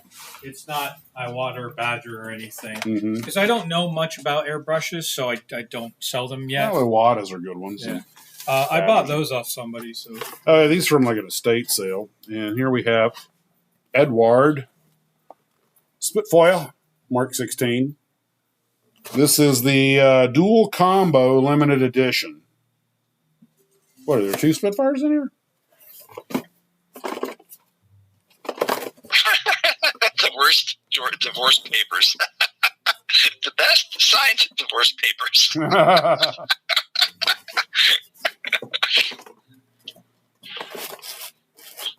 Is this thing sealed or just toughed down? Mac, Sarah Jane wants to know, did you get Ian to talk about his story that I totally forgot about that. Ian, I might have sort of not so accidentally mentioned the Wyvern. Now, there's a weird airplane for you. Your act of daring do that led to your becoming a human Godzilla victim. And, of course, another Spitfire. Oh, what led me to be a bitter old man? At the age of 12? That one. Okay, these are a couple of his personal RCs. These are, I'll show you these real quick. So these are my my RC cars or RC crawlers. And I kind of like, I guess I don't know. I haven't done like a static model. But literally, they're all modeled up. You can't see the floorboards on there. He's even got mud in there. Well, no, I got like the paints wore down where the feet are on like where you put for your pedals. It has the worn look to it. Yeah, that's pretty cool. He's got the rubbings under there on the floor where the heels would be. Yeah, and this is like my Russian gas. Jerky wrappers in there. Yeah. And then this is like, I try to do like rust weathering and stuff. I didn't know about modeling and stuff at the time, so I just mixed dirt and iron filings with glue. It worked. And then just painted it like in the bed and stuff. That's kind of what rust is, in fact. Yeah. Well, now you can buy highly overpriced products from me to do the same thing. Or we can just go to one of my old cars and scratch a little off. And yeah. But these are all RC cars. Like, they work and everything, so they're real cool. I like them. They're not real popular. I actually kind of am the only person who likes them. I have them in the store, and they haven't really sold. And Ken, you're going to like this. This story involves a train and led up to Godzilla-style injuries. Do people really want to hear about personal? They are all bugging the crap out of me to know about this. Are you sure? Yes, we want to know. Okay. I just told them that you suffered a Godzilla-style injury, and that just now they have to know. So when I was a kid, I was pretty dumb. I was very. No, I'm thinking I would say the same thing, except the was doesn't apply in my case. I was very smart as a kid, but I did really dumb stuff. It's called being a kid. It's being a kid. Yeah. So when you're talking to a like-minded group. Yeah. So when I was a kid, there were railroad tracks. And I used to walk up and down the railroad tracks, and I'd put pennies down and like collect stuff, because like animals were always getting hit by the railroad tracks. So I'd find cool bones and put pennies down and nickels and stuff. And I used to throw. It was a commuter train into New York, right? Long Island Railway. So no, it was I don't remember what Metro North. Was it? It was 45 minutes straight to Grand Central. But in the winter, there'd always be someone with the windows cracked, like as it was going by. So we'd take snowballs, and I'd like crouch down, and when the train went by, I'd chuck snowballs and try to hit the open window, the cracked window. Practicing for the French resistance. Yeah. And I could just imagine I've nailed. Yeah, of course, when you're a kid, it's a German supply train, and that's a grenade. Yeah, I mean, I hit it more than 100 times. I mean, it was some. They got. The warrants are still active. Just so probably. You know. Well, they got me in the end. So I was doing stupid stuff, and they were switching over as a commuter train, and it had the.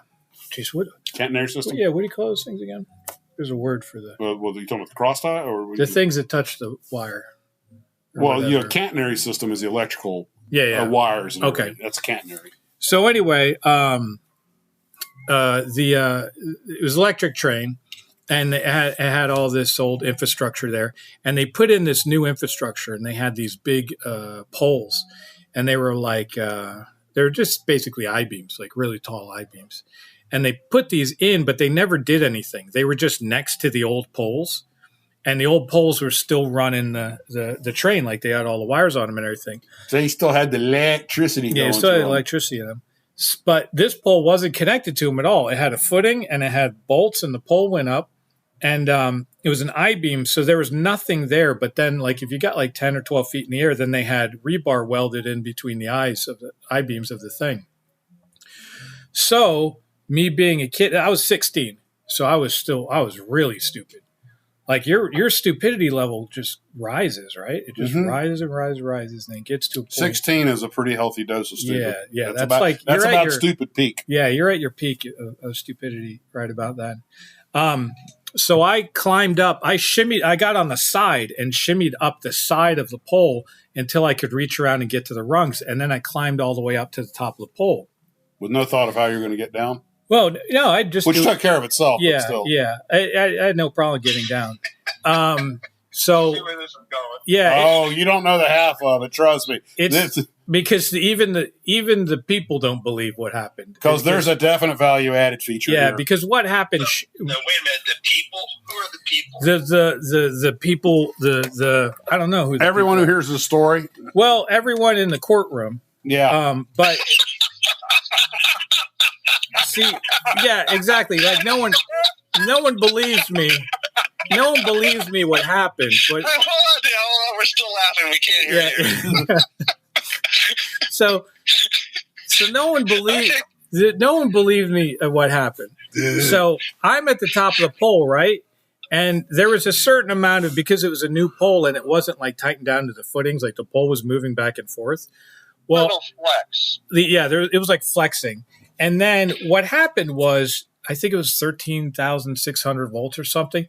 It basically arced across me, right? So it made a giant buzzing lightning bolt. Like I was enveloped in a big lightning bolt. And I remember that sound, that low set, that boom kind of thing. Mm-hmm. So when that happened, a couple things happened. About a billion things happened. But it blew a third of the skin off my body. So it just like my back and my side and everything like blew off. This right? comes a Godzilla injury, first part. Yeah, this is nuts. If you ever want to build character in a kid, this is one way. This is one way to go about it. So I'm 30 feet in the air, right? So I get zapped, but I didn't get electrocuted. It didn't go through me. It just went over me. Right. So it blew my skin off. And then I kind of like kicked back from the pole and I fell. And you'd think that would be all of your muscles spasming at one time, right, thrusting you. Right. Yeah. But also I'm not sure if my muscle spasmed because I think I might have dropped because my kneecaps got dug out by the rebar. Like I went down and the rebar dug underneath my kneecaps to meet, and I think my femurs angled me out and kicked me back. So I might not have had, patella propulsion, right? Propulsion, like very painful. Yeah, I got really. Well, if any of his nerve endings were still working, it would have been. I got really strong kneecaps. This is like a war injury. Yeah. Oh, we're not done. I'll tell you. Remember, he's still 12 feet up? No, 30 feet. 30. I was 30 feet up. It was like a giant thing. So I fell, and then you'd think, I don't know, maybe like land on your feet. Don't land on your feet. It's not. It sounds like a good idea, but it's not, because when I did land on my feet, and then my legs went through my feet, and then like especially my right leg, like it just broke off, and then my bones went into the ground, but the ground was ballast. And you know how big the ballast stones are, like that big, right? Like they're they're big stones. So that was really bad. And then I landed, and then I fell backwards. And then when I fell backwards, I had my hands out because, man, I went through the whole thing. Like everything was in slow motion. Like it took about 5 minutes, maybe 4 minutes for me to fall. You know, it's like I was. You mean given the way you were perceiving? Yeah, time. like I was seeing the rungs like go by, and like the sparks in the air and the smoke coming. And, like I saw everything, and that's why I know. I don't know. This is kind of weird, though. Okay, but anyway, if you die, my belief is you're going to be okay. Like even if somebody holds a gun to your head or something and pulls the trigger, the time that slows down, you're going to have time to sort everything out and be okay with everything and be fine by the time you're done. Because that's what that time was for me. And when you were convinced you were a goner. Oh, yeah. Oh, dude. When I hit the ground, and I fell backwards when I hit the ground, and then it busted all my fingers. All my fingers were dislocated back, like on all my hands. So I hit the ground. My leg was broken. I was on fire. Like my hair was on fire. My face like got blasted off. Like half of my face was like burned. And I'm trying to pat myself out because I was on fire, but my hands were all jacked up and they were all like bent and everything. And yeah, that was a rough day. I'm guessing this is when you passed out. No, I didn't pass out. I stayed awake. So after Dr. Frankenstein rebuilt you. Yeah. Well, see, the fireman came. I'll give you the fast, rough story. I don't want to be. This isn't like all about me, but it's really interesting, and I'm not kidding. I mean, like you learn a lot doing something like this. But yeah, like never to do it again. Yeah, but I mean, it really was interesting because I didn't lose consciousness when the firemen got there because the whole town heard it because it went off like a bomb, like when the blast went off. So the firemen were pretty quick getting there, and the guy's standing there, and I was like, "Can you get off my my foot?" And he's like, "I'm not on your foot." And I was like, "Yeah, that's my foot." And he's like, "That's your boot." And I go, "My foot's still in the boot because it wasn't connected to my. It was like connected by a very little bit of flesh left, But they ended up setting my leg. Like I didn't get any drugs until they set my leg, and I didn't go down under until they operated on my back the first time. So it was hours. Like I didn't lose consciousness the whole time, and it was nuts. Like going through that, but then the whole thing, the building character and stuff later was because the tough part initially was the burn clinic.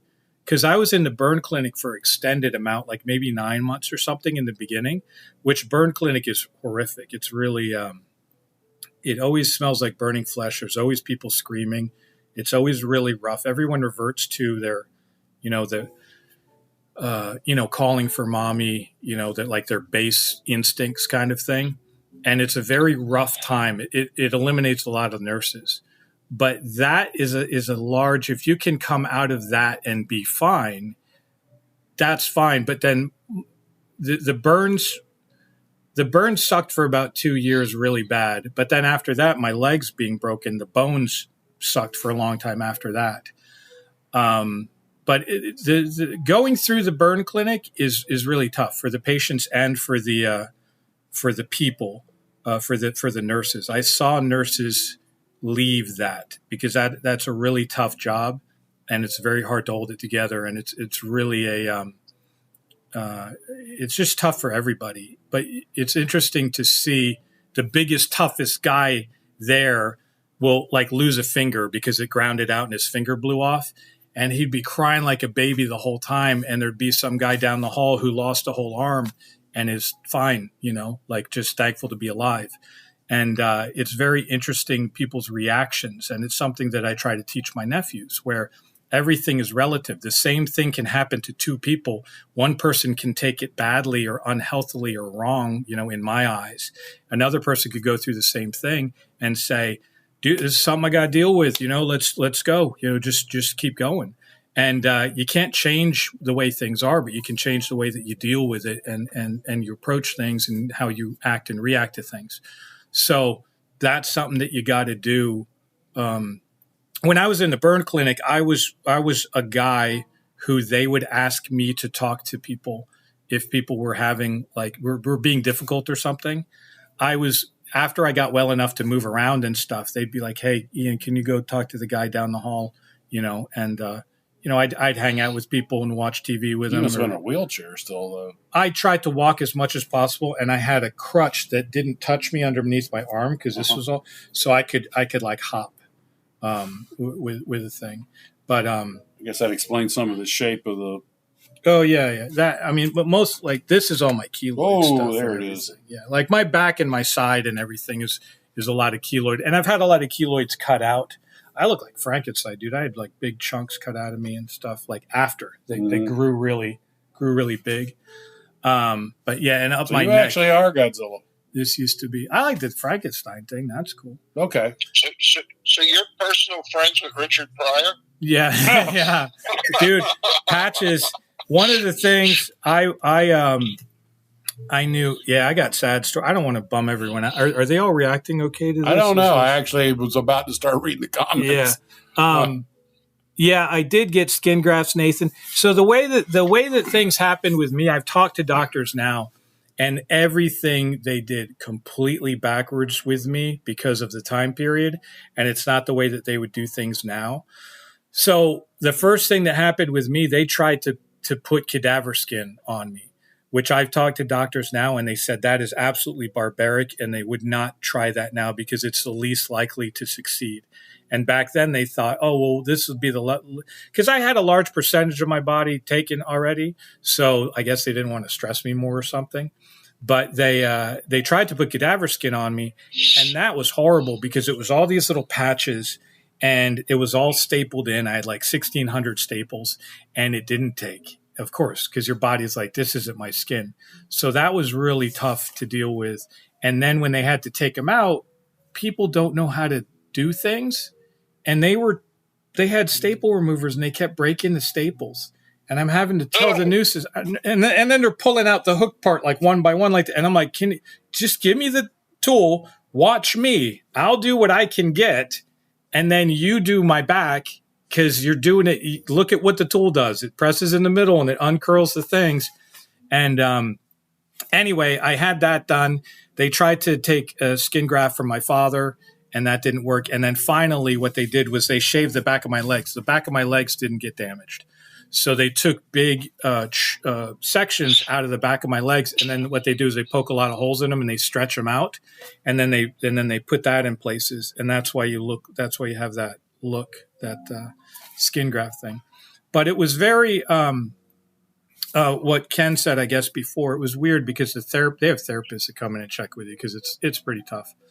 And they said that they put me on some scale of like what prisoners of war are, like tortured people. That's what burn clinic people are, because it's really PTSD. Yeah, can come from a lot of sources. And every day you have to suck it up. This is what I explained to because when you're healing like that, your body heals like wrong, and they have to scrape off. They have to debride it, and then they have to put you in this giant tub every day and rinse you off, and then rebandage you every day. And it's just, that's why they're screaming people all the time. And this is what I try to tell my nephews, because I always have to say, it doesn't matter.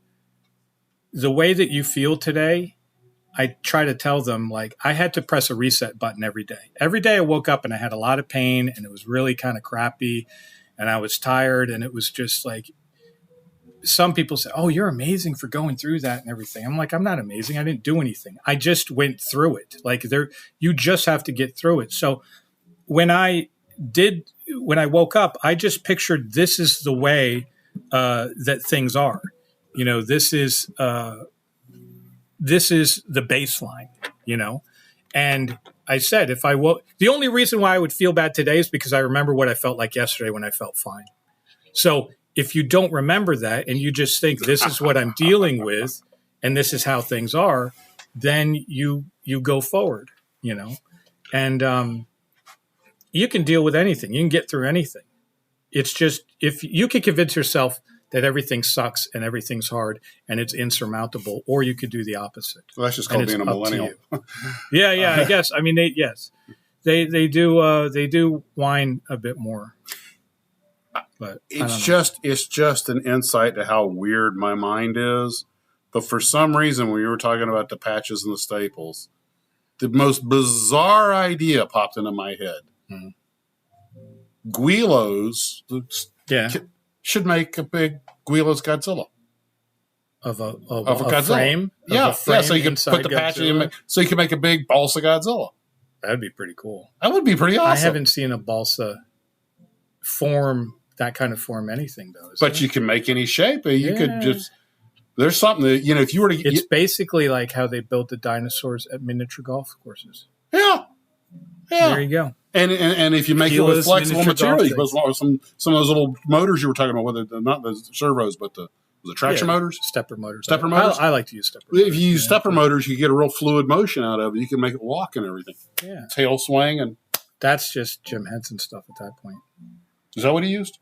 How does a stepper motor? What does a stepper motor do? A stepper motor is a motor that has like all these points where it knows where it is. So it's like it's very strong and it can control exactly very precisely of where it is. Does it do a 360 or back and forth like a servo? It can do 360s. Okay. Yeah. So I use NEMA stepper motors on a lot of things at work. Ken, do they use stepper motors in RCs at all, or? No, but my 3D printers have them. Okay. Oh, I can see why a 3D printer would need one. We kind of went off. It needs to be very precise. I'm just thinking. And thank you for tuning in, kids, to Uncle Max's holiday bedtime story. Yeah, I'm sorry. I didn't mean to bump people out, but like Nathan, hey, keep it up, man. Everything will be okay. It's when you think, like some of these people have been saying, as bad as you think you have it, there's always somebody who's had it worse. Right. But it doesn't have to be a comparison either. Because that's what I learned. Like, that's what I'm saying. That guy who got his finger blown off, he took it as bad as the guy who got his arm blown off. But either one of them can decide to just go, well, this is what I got to deal with, and this is what I have to work with, and I'm just going to go forward. It's just like if someone was born with no leg, right? And then they said, I want to play basketball. And they started playing basketball in a wheelchair and like doing well and stuff, right? That there could be an ably bodied person and they lose a leg and are in a wheelchair and they used to play basketball and they could just give up and say, oh, I used to play basketball. I can't do it. They're the same exact situation, but one of them's making the best of it. And one of them is choosing to remember how it was and saying, it's not like that anymore. Therefore I'm unhappy, and they're ruining a chance. And because, man, we don't have much time. The older I get, the more I realize to quit worrying about how it was and just enjoy what you have. Right. Like this. All about attitude. Yeah, there's not much time, dude. That's why I even tell my nephews, because they're 20s, right? They're in their 20s now. And I'm like, you don't realize it, but there's not much time, Yeah, trust me. I remember being 20 and I'm kind of like, okay, where did the 43 years between now and there go? Yeah. Oh, Paul. Yeah, no one else has an idea how I survived it either. That's what. That's why I said in the beginning. You're assuming that you survived. The people, who knows? Whatever. Yeah. You may be in another dimension now. Oh, I'm in another dimension for sure, sitting here. And now you own a hobby shop in Jacksonville. Mm-hmm. Wow. Reminds me of Bobby Hill, King of the Hill. That's very inspiring of you. Thank you for sharing that with us. Oh, I don't know if it's inspiring. It's just a thing. Like I said, I never really thought about it. Well, here's the uninspiring part of it. So when I came out of this, I was burned. I was very self-conscious. I was very antisocial. And I had a bad attitude because I felt like the world chewed me up and spit me out, and I was punished. Well, it kind of did. Yeah. But I felt like I was punished. And here's the bad part is I had such a freaking attitude. I was a jerk. And when I was great in the hospital. I was helping everybody, and I was like the guy on the floor, bringing in new people. You actually had a status there. Yeah, and I had a job, and it was something that I was good at talking to people and stuff. But when I got out, I had such a bad attitude, and I really thought that the world owed me. And I looked at people, and I didn't even want to talk to people unless they had been injured. I was like, oh, you like, I didn't want to listen to anybody, and I was just kind of a jerk for quite a few years. And it took me a while to want to be a really good person. And it took a lot of effort for me to try to be a good person and to realize what I did. I wrote down all the things I wanted to be in notebooks, and I would always write every night, and I would go back and read the notebooks.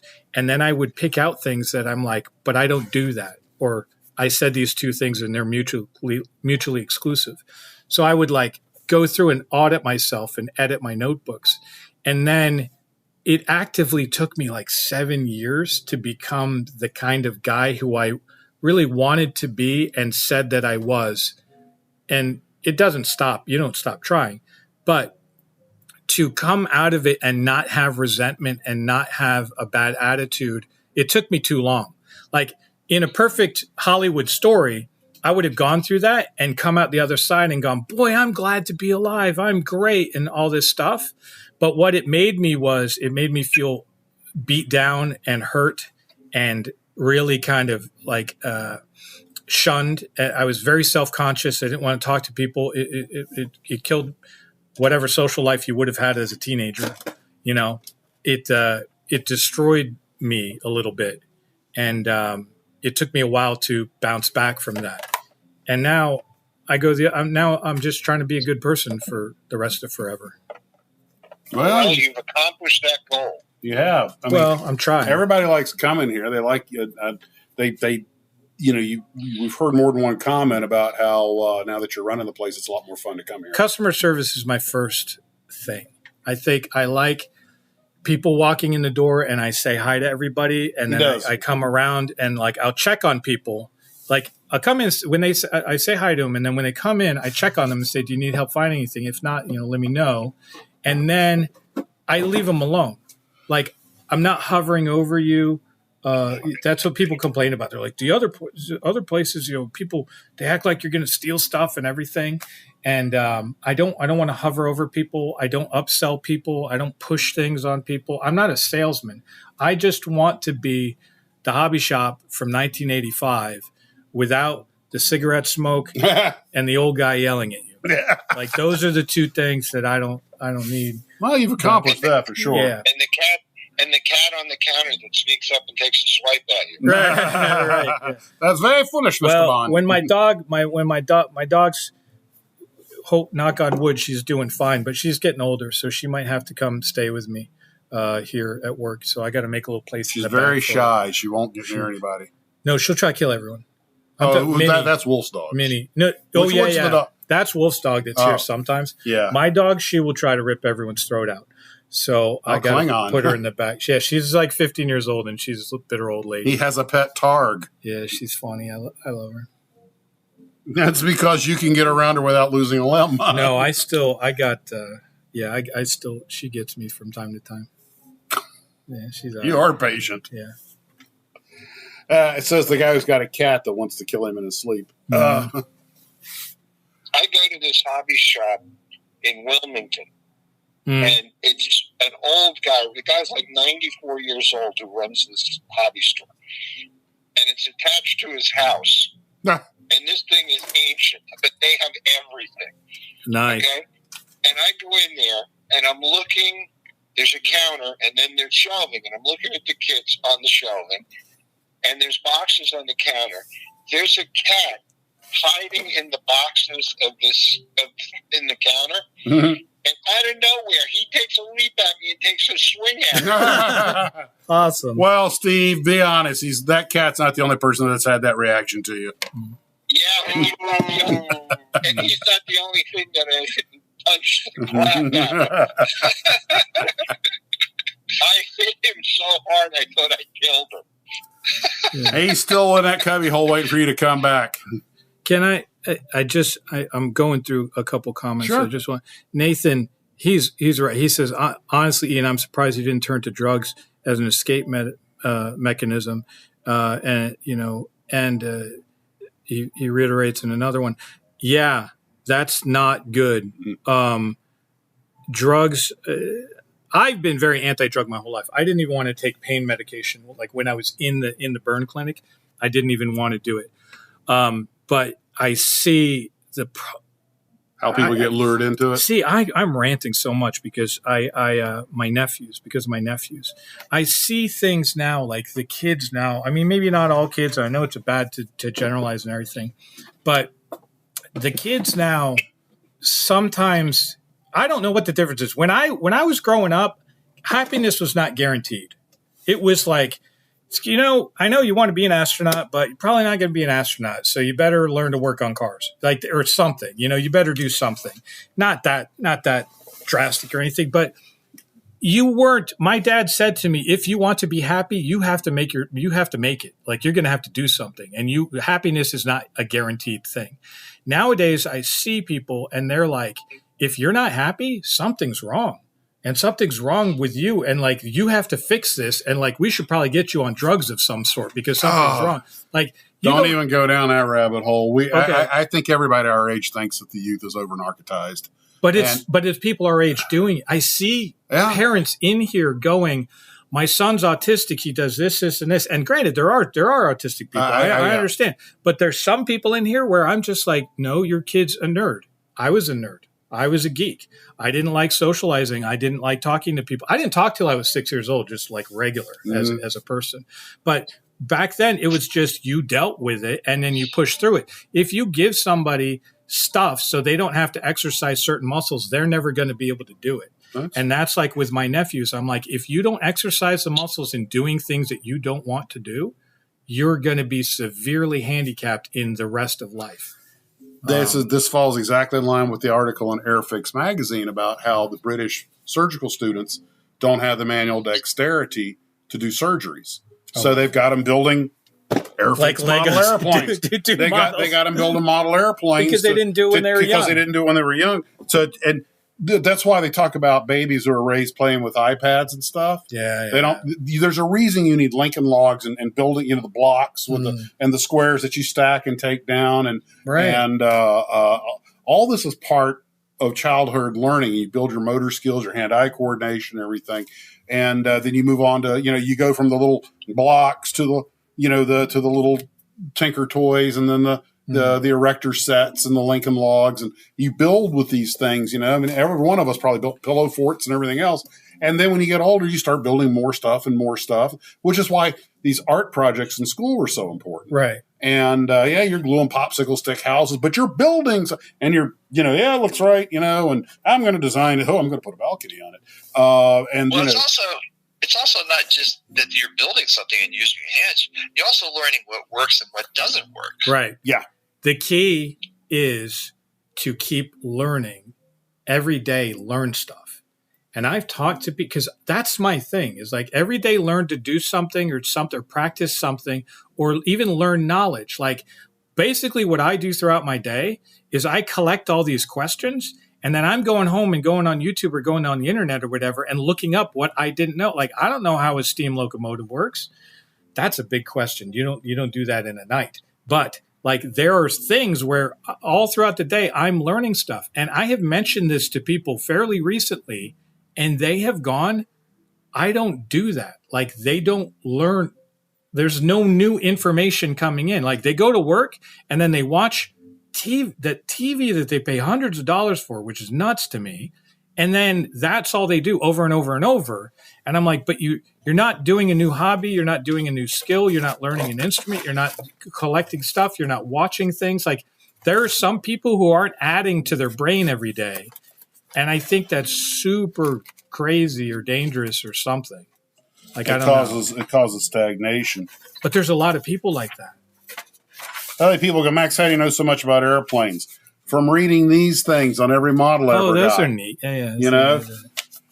On August 3rd, 1945, a strange-shaped aircraft was seen climbing above Mushiroda Airfield in Kyushu.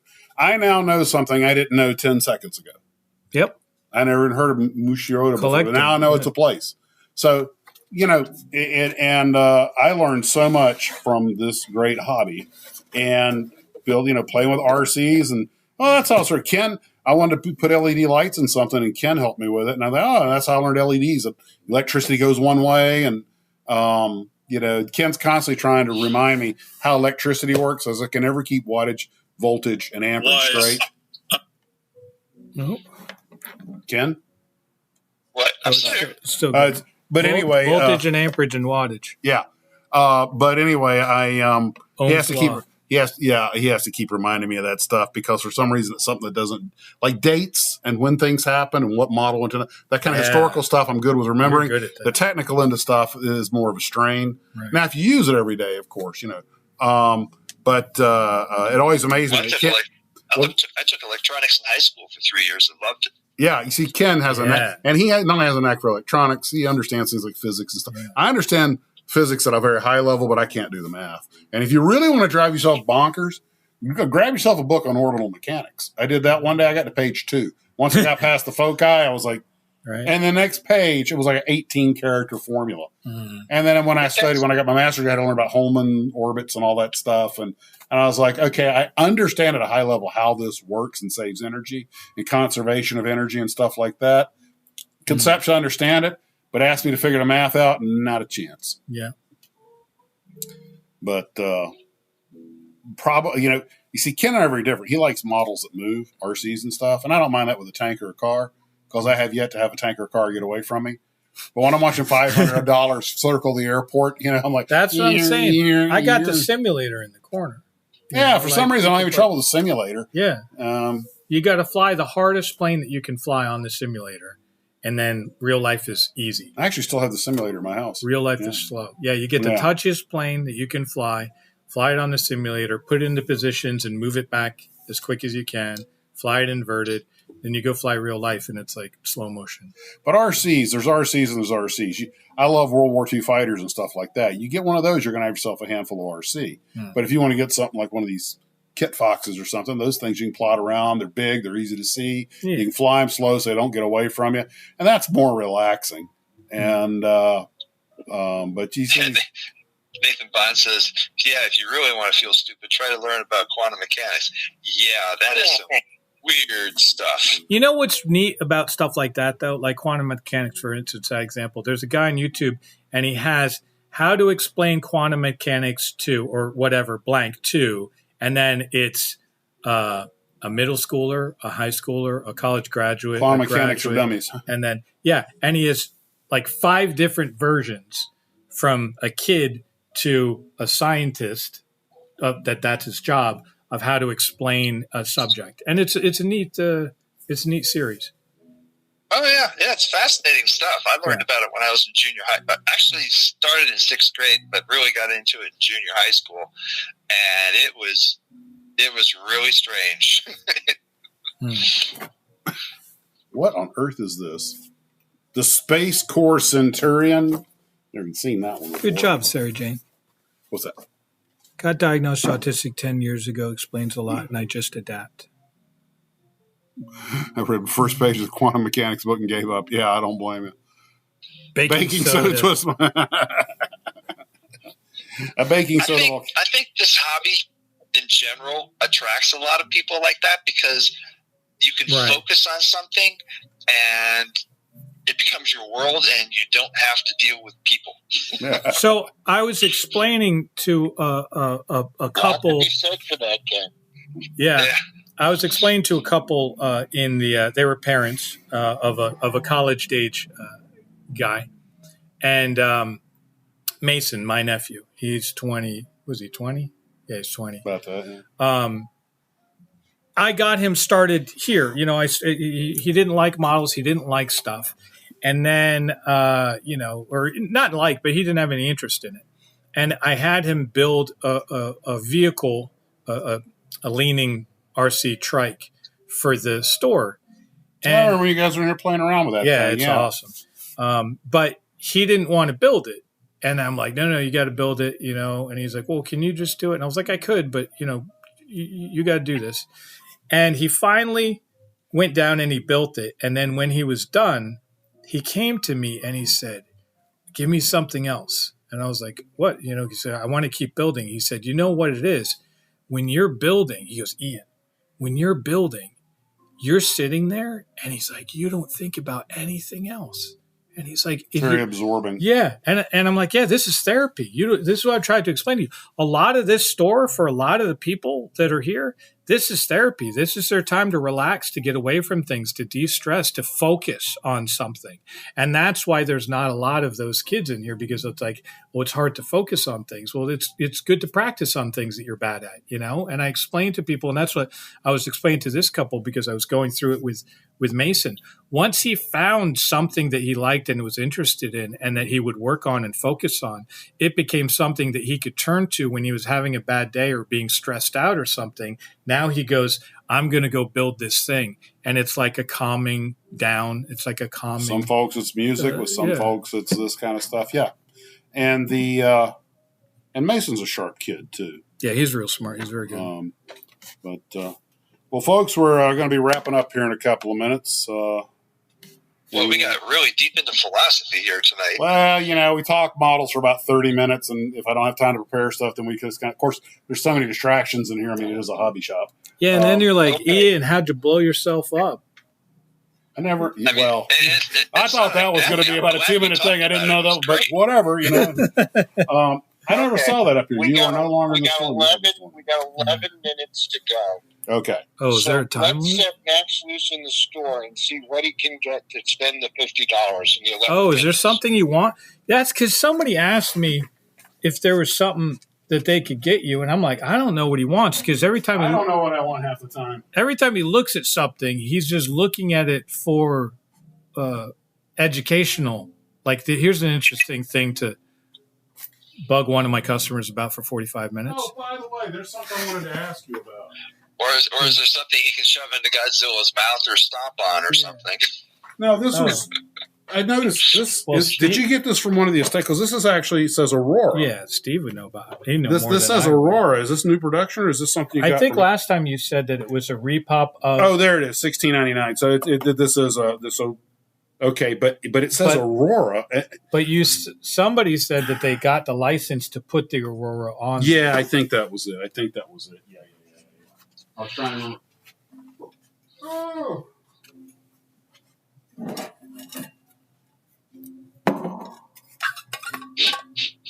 Any more questions? Like the lighthouse. Buy another lighthouse, somebody says. I got one right here. Who's the hottest Bond girl? Pussy galore. Ursula Andress. Ursula Andress. Oh, Alco. Oh, I lost it. But Alco Steam. Nobody has tried to get in. I think because it's dark. Once it gets kind of dark, then people stop coming to the door. But if we did this at 3 p.m. on, well, just like a regular day that I'm off, we would probably have about 4 or 5 customers. And I'm the nice guy, so I don't ever tell anyone to leave. I just let them in, and if they have cash, I could do a transaction. If they don't, I just take an IOU, or they come back or whatever. I've given IOUs out to like 4 or 5 people, and they've come back and paid me. So that's nice. Wow. Yeah. That's pretty cool. That's impressive. Mm-hmm. Yeah. Yeah, I think people are kind of shocked when I say that. I'm just like, well, we'll just IOU, and you come back and pay when my register's open. And they're like, really? I'm like, yeah, I guess. I don't know. What do you want to do? Oh, wait, I'll get more stuff. Yeah. I feel them out first. Yeah. Max will still be in the shop when Ian opens tomorrow. Yeah. I got $50. Wandering around, trying to figure out what to spend the $50 on. How do I deal with shrinkage? I haven't had anyone stealing from me that I know of lately. I did get more. I took some of your guys' advice about the stickers and stuff. I actually found out a way to bulk go through and put in a lot of the barcodes and stuff. And then on the ones that I couldn't, I did how you guys were telling me to put the tape over the stickers. So I did that on a couple of them. And I also got a killer new camera system that I got cameras like all over now, which is more like a deterrent kind of thing. Like I was saying before, and then what? Even over here in this corner? Yeah, I got 2 cameras over there, and I got one pointed over there from. Well, did you get the ones with the lasers? Yeah, I got the ones with the miniguns attached to them. Well, go back and look at the old footage. I hope that people would know if they needed something. Like, I mean, even just in a personal big way, if somebody needs something, I'm going to do all I can to help them, you know. But even in like a model way, people have come up to me and say, hey, I have this much and, you know, I really want this. Or, you know, especially if it's a kid and he's saved up, I'm like, yeah, close enough, whatever, you know. I mean, I'm a fair person and like all my prices are fair already. But if I can help somebody out that really needs it, I'll help them out. If you're stealing stuff from me, you don't really need it. You're being a jerk. And just don't. And I also have enough customers. I have enough good customers that even when the store is full, I still probably have 3 or 4 customers in at any given time that know me and look out for me, which is very helpful, you know. That's great. Yeah. Well, that's Probably because we gonna know find you that treat through them that well and they specific on building reciprocate. supplies and paints and stuff, but I was looking for something specific. But I couldn't hear Ken because you were talking. What did Ken say? What, Ken? I just said, hey, that's really great. You know, that people are looking out for you in your store. Yeah. Well, generally speaking, the folks around here are smart enough to know that they've got a real diamond here. You know, they're very fortunate. And a lot of folks are trying to do what they can to help protect it, keep it going. Some people know. Oh, that would suck. Can you imagine you being left here and in the morning I came and all the model kits were built? Hey, even I don't work that fast. Bruce, maybe. Yeah. Started, maybe. Well, guys, 1042. Thank you, 1042. that just about wraps it up here. I'm not going to be able to run this thing like I normally do. I normally leave this going for a while so they can chat with each other, but we got to fold up and chop and head out. So There are Nathan Bond, the fentanyl addict comment. There is a tactic because many people will come in, obviously not of this ilk, and want to use the bathroom, and you just say no public bathroom, and that eliminates a lot of a percentage of people from coming in if you don't let them do that. Mm. And then people who know me and know there's a bathroom, they go, Ian, can I use the bathroom? I'm like, yeah, sure.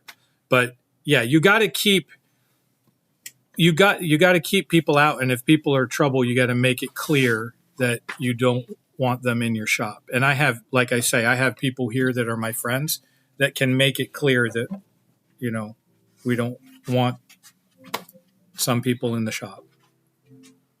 but they've earned that status. Mm-hmm. Yeah, but we're nice. We're nice to everybody. Well, if people aren't nice, well, If there was more people like you, Ian, that have hobby shops like yours, this hobby would be probably a lot better along. I'd like to think so. But remember, I'm new at this. I've only been doing this a year and a little bit. So I'm just trying. That's why you have this attitude. Yeah, I know. That's because Ron did it for like 28 years, and he was kind of wore out, you know. But that's why Ron said I would do a lot better than he would, because he said I'm very enthusiastic, and he also said people like me. Like I like people now. I didn't used to like people, you know. Ron went the previous owner kind of. You get jaded after a while. It's tough, you know. Because I see it still now. It's tough. People come in and they try to talk to me and they lie to me about something. And I'm just like, just tell me. No, just anyway. You know, like they'll just, I'm treating them like an employee now. I'm just like, yeah, put it over there. You had me working here the other day. Hey, I made $58 in sales. Yeah, thank you. But I forgot what the question was. What was I saying? About theft and problems with people that you got to chase out. No, I had a very specific thing I was talking about. Well, Ron had been. Oh yeah, because Ron he got kind of jaded, and he said that I was much more better, and I would do better because I like people. And he just kind of got people come in. That's what it was. People come in and they'll have a problem with something and they'll lie. And I know that they're lying because I know more about the thing than they do, right? So I could clearly see that their story doesn't line up. And then I'm less inclined to help you because you came in and lied to me.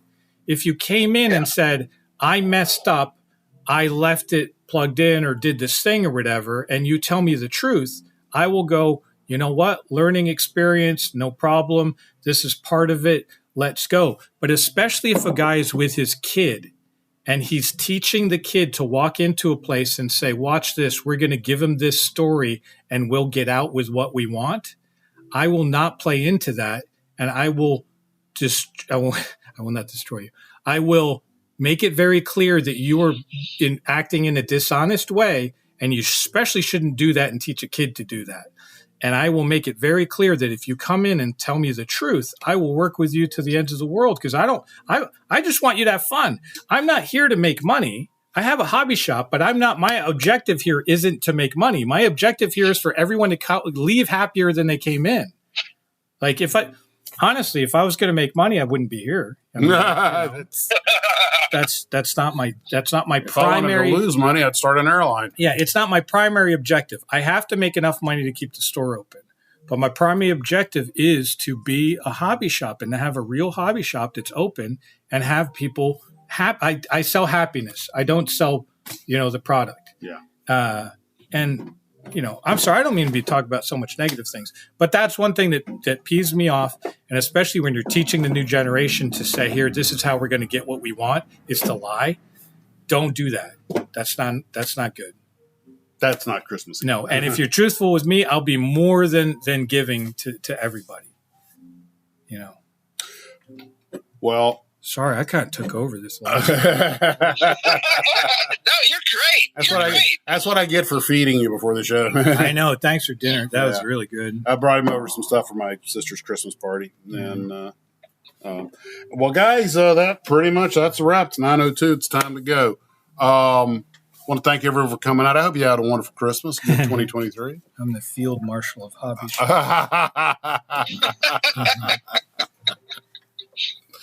Well, I appreciate you guys are too nice. You don't have to say nice things about me.